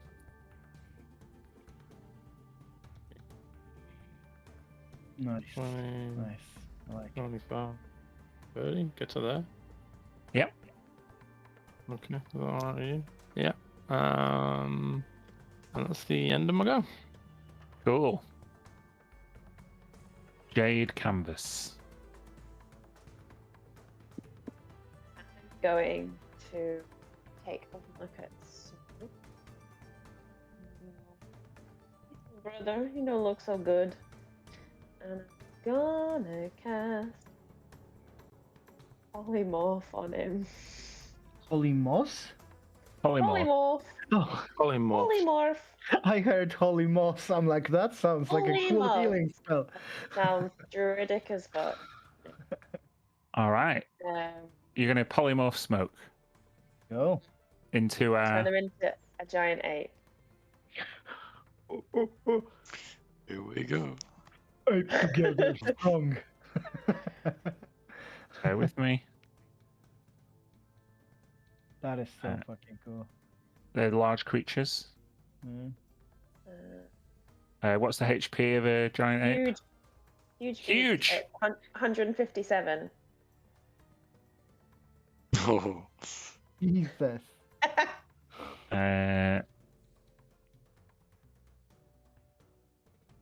That is very cool. Oh, he's a chunky boy. He is chunky. Jade, what are you? Have fun. Jay, what? Oh God, I'm an ape. You should be able to control that ape.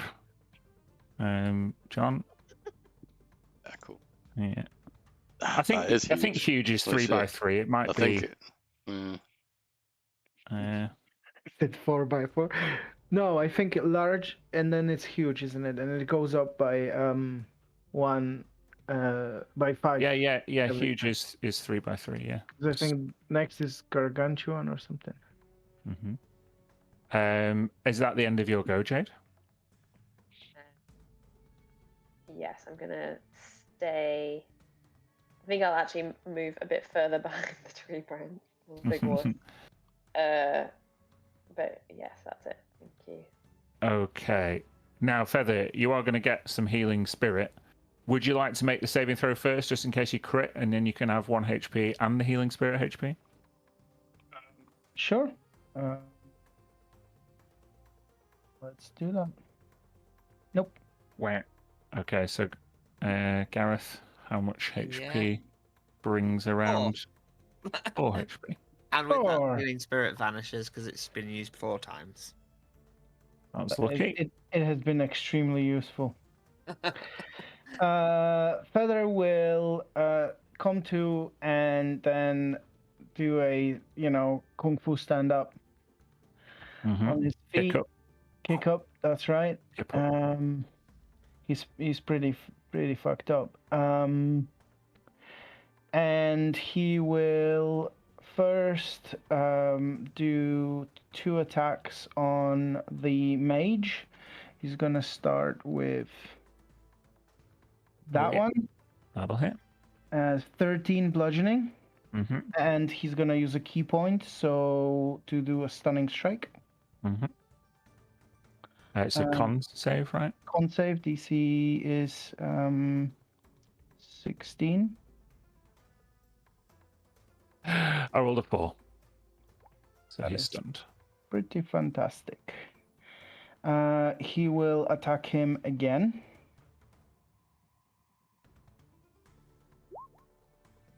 Oof. For a, do I get advantage? I think you do against someone who's stunned. I think so. It just doesn't crit auto, but obviously a crit crits. So. Attack rolls have advantage against stunned creatures. Yeah, so that's good. So that is 16 damage. And then he's going to use a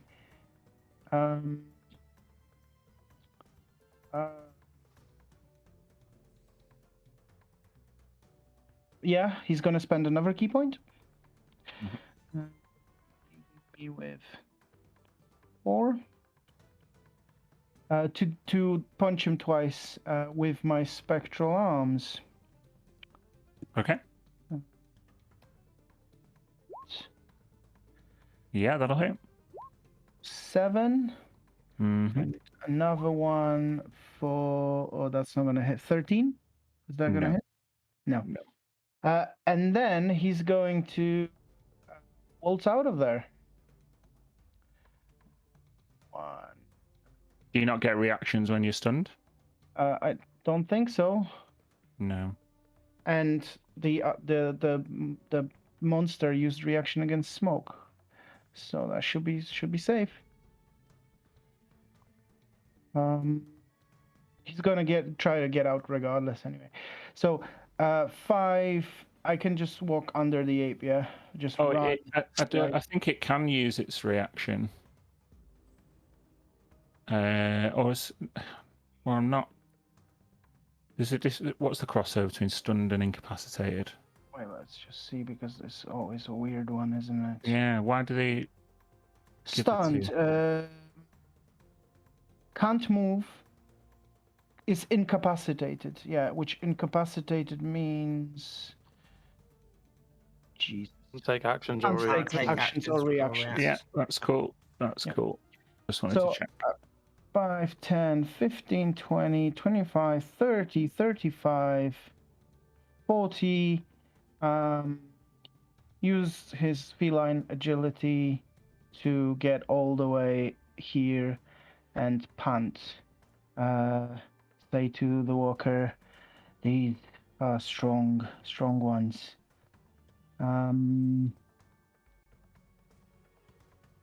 Yeah, like be like Okay. here. And that's it. That's the end of my go. Okay. At this point, facing the flames and the prospect of a giant ape, the grey render looks towards its master Reevaluate its life choices. and literally dips its head down. It's both of their turns next, and they are getting the fuck out of dodge. Well, he can't. Well, It's until my end. Oh, he's gonna take him. Oh, that's what you mean. yeah, the grey render's literally gonna nudge its master onto its back, and they're gonna leg it further down the path. One, are we gonna get off the map here? We are. 1, 2, 3. Oh, No, we're not. Sorry, I'm zooming out. Why can't I go underneath things? Yeah, they'll get over here with the dash action. They could get off the map actually.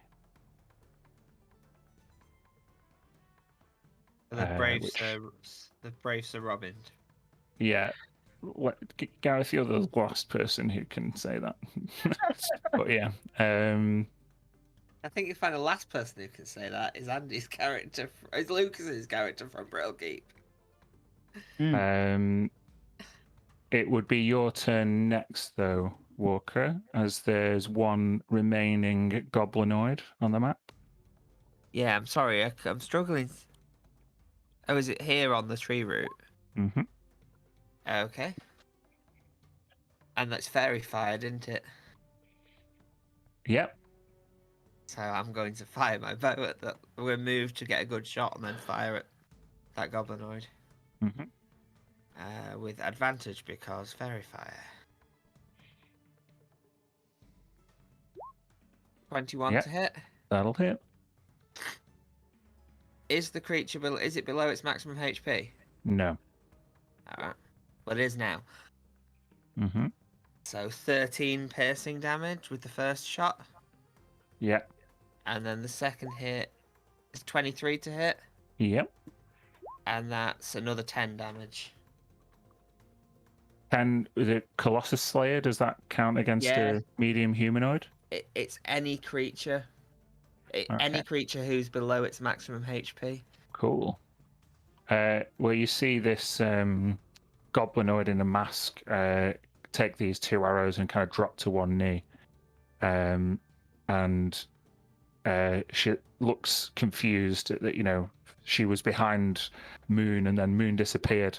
It's left her completely vulnerable. Smoke as a giant ape.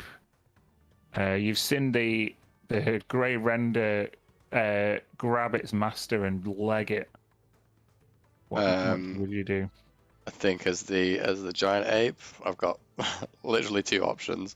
So I'm gonna maybe move whatever 40 feet is, just in a sort of chasing, so just sort of towards the edge of the map there. Just in a sort of chasing them direction. I'm gonna throw a rock. Its range is 50 or 100 feet. Yeah. How would they be within 50 or 100? Yeah, they would be. They'd be within 50 feet. Within 50. Because you've got a big movement speed. Okay, cool. Come on, rock. Oh, crit! Oh, 59 damage! I'm going to say with that, you throw a large enough rock to crush both of them. So literally they're legging it, and you just pull this rock out of the ground. Holy shit! What is that? Please, Yeah, just run, pick up a rock, and just. giant egg Oh. wishes. Did you squash them? Yeah. You just hear a warble and a sludging sound as the frail bodies get crushed under the weight of this massive rock. Oh my god, I missed this moment. And then just. I'm gonna watch it on recording. Yeah. And then just Remainder just looks around to where the commotion from the final creature is, and just stands right back up. This thing's really, really big in it, and does do beat the chest. It gets faster and faster. Just Make an echo throughout intimidation the. check at advantage. Oh, all right, cool. 59 damage. So intimidation is just like a charisma, Yeah, charisma. or would I advantage. use the strength of this creature to intimidate You with? you can use whatever you like. Strength is see. fine. Well. Yeah, you let out a roar that does echo around the jungle where you are. Nice. I'm going to make a Constitution check against that strength check for the goblinoid creature. So bear with me.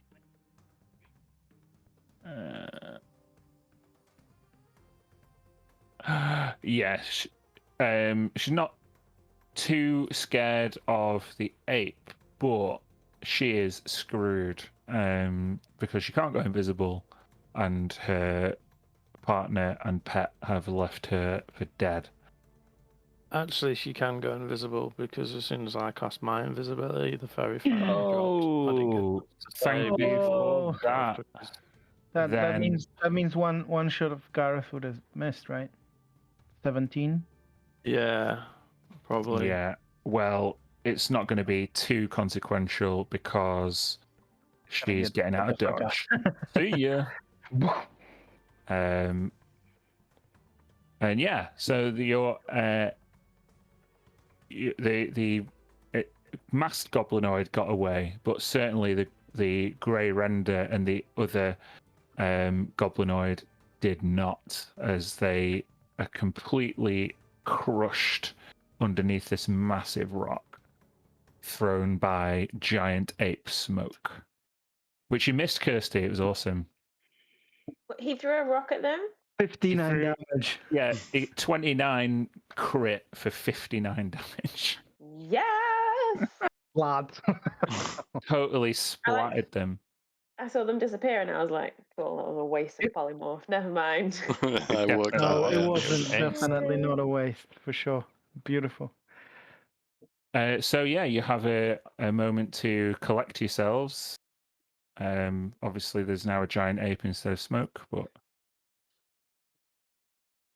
Yeah, I think in giant ape form, Smoke will just continue to like beat his chest and roar for as long as he's in that form, just to intimidate any Yeah. creatures within the area. What?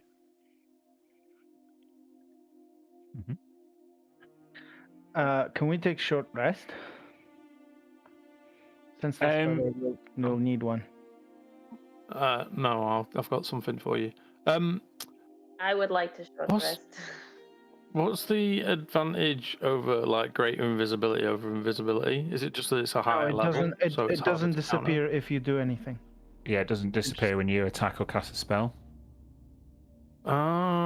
Which is super cool. It's pretty awesome. Yeah, it's Yeah. freaking awesome. But it's Don't- concentration, so you can't cast concentration spells. True. Correct. Right. Okay. Cool. So You cast it on a fighter, though, man. So Walker, firstly, you said that something fell off the Grey Render's back Yeah. when he hit it with the arrow. Walker would like to go and see if he can see what fell off. Make an investigation check at advantage because it's well remembered. Some sort of tuber. Who wanted a short rest? You 20. just hear this invisible voice. Who needs a short rest? Me. We still need Yeah. to short rest. Okay. I get my key points back. Hold on. Are you really going to short rest in this extremely dangerous jungle? We should short rest in the boat. Yeah. That's fine. We're Um, just around the corner, then that's fine. Yeah, you're not far away. So, Walker, you search around the bushes nearby where you saw something fall off the grey render, and you move some bushes to the side, and you can see like a quivering, shaking little grey render that seems to have grown in size since it detached from its mother's body, and it's literally like whinnying and it once it comes up to you, it seems completely helpless and it looks to you with like big, wide yellow eyes. All 6 of them. It's a creature of the forest. And Walker's going to pick it up. Make an animal handling check. At advantage because it's very frightened. Hey. Yeah, this little baby grey render just curls up into your arms and starts almost purring. Okay, so I'm going to make room in my furs to sort of carry it in like a papoose as I'm going on then.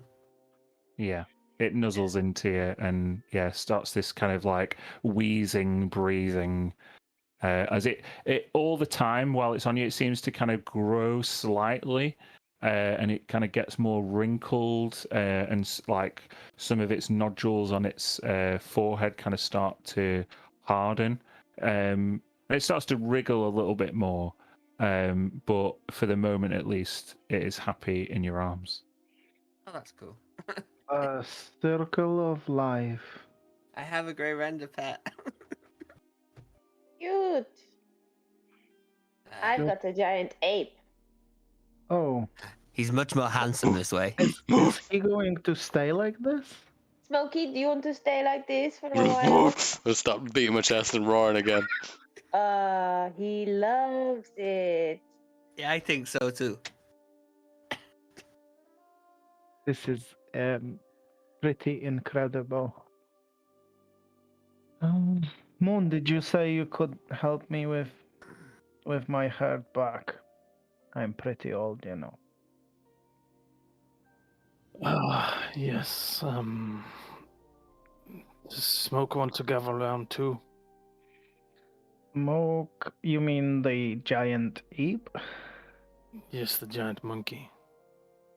Before Jade, I did you do, say you wanted a catnap? Well, I could wait. Catnap. What's catnap? They came calming gesture, freewheeling creatures. Oh, and we're cats. That spell works so well for us. It was like made for us. Exactly. So you can take My a short goodness. rest in 10 minutes. That is fantastic. Please. Am I in this? Well, it's it's up to 3 willing creatures of Moon's choice. So it looks like Feather is one. Feather, Smoke, and Jade. Walker was busy playing with his Render. baby render. Yeah. I will. Okay. Will cease the polymorph then. Maybe the calming tune of Moon's catnap lulls the giant ape, Hulk. Yeah, Moon's exactly. Hulk. Yeah, Moon's getting low. Very good. So you would be Smoke again, which we will sort out. Okay, I will leave a few. Oh, I think I like you better as a monkey. I got all my key points back. That's fantastic. All right. This was pretty unexpected, What was that thing? but we have managed to conquer what was thrown at us by fates.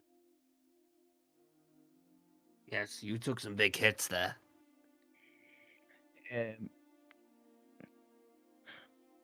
We learn by this and we move on forward on our path with to me. enlightenment. Did we put this fire out?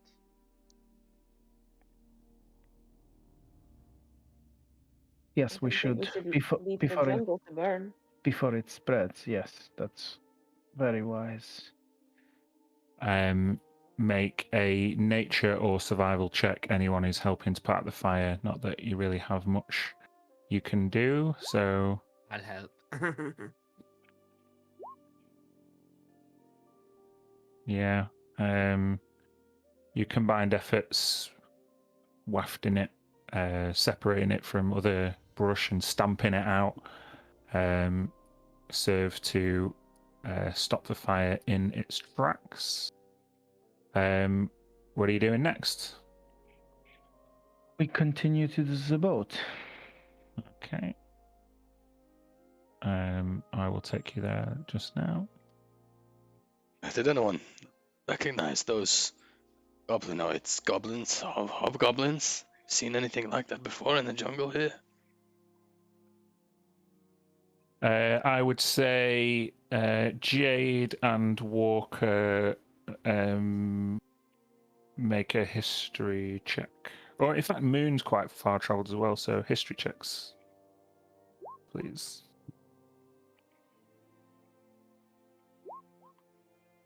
Okay.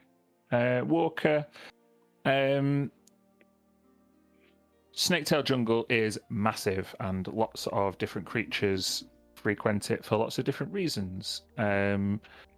For everything you could piece together, that hobgoblin was just taking his grey render for a walk and it got out of control. And it paid with its life. So no real rhyme or reason that you can see, Walker. Oh shit. Yes. It's just one of those things. Those things live in the forest. They bumped into us and things went wrong. I think they would announce their intentions instead of throwing fireballs our way. Too bad for them, I guess. Just walking past a massive rock in the ground with like squelch. There's just a switching foot underneath a rock. Perhaps we should have moved this out of the path before. Next time, we shout turned back something. into a cat. Yes. Yeah, you would also know that maraudering hobgoblins are pretty evil and have probably have got quite an animalist, quite a what's the word? Hostile relationship with Tabaxi-kin. Anyway, so it wouldn't have been pretty nice, even if they did announce their Makes intentions. sense, Yeah. So are we basically walking up north? So are we walking past the squashed mage? Yeah. It's just like John just said. So yeah, there's just grey render guts and the foot of a hobgoblin underneath a massive rock. Should we push this rock away to have a look? Would have been more useful when he was an ape. Might What have do you want to see? might have something useful on him. The hobgoblin, I mean, or maybe some information as to why he would attack us in the woods. You can see that the hobgoblin is other than the leg underneath the rock is complete mush. Haste. Yeah. But you can try and move the rock if you want. I can't, but if I hit it in just the right place, I could split. No, let's just go. Yeah, just a DC of 45. Yeah. Monks you can do that shit. Yeah, you travel for 15 more minutes, and you the path winds down to the lake. It's not a very picturesque lake. It is overgrown. There's thick weed that kind of completely blankets all of the shallows. So it's actually quite hard to tell, like when you're on land or when you're just kind of wandering over kind of overgrown greenery. However, Walker knows enough about where to go and where to step to lead you eventually to the jetty at Fordway Crossing. Oh, have I lost someone there? Gareth's gone. Yeah. That's a shame because he was the person leading the way.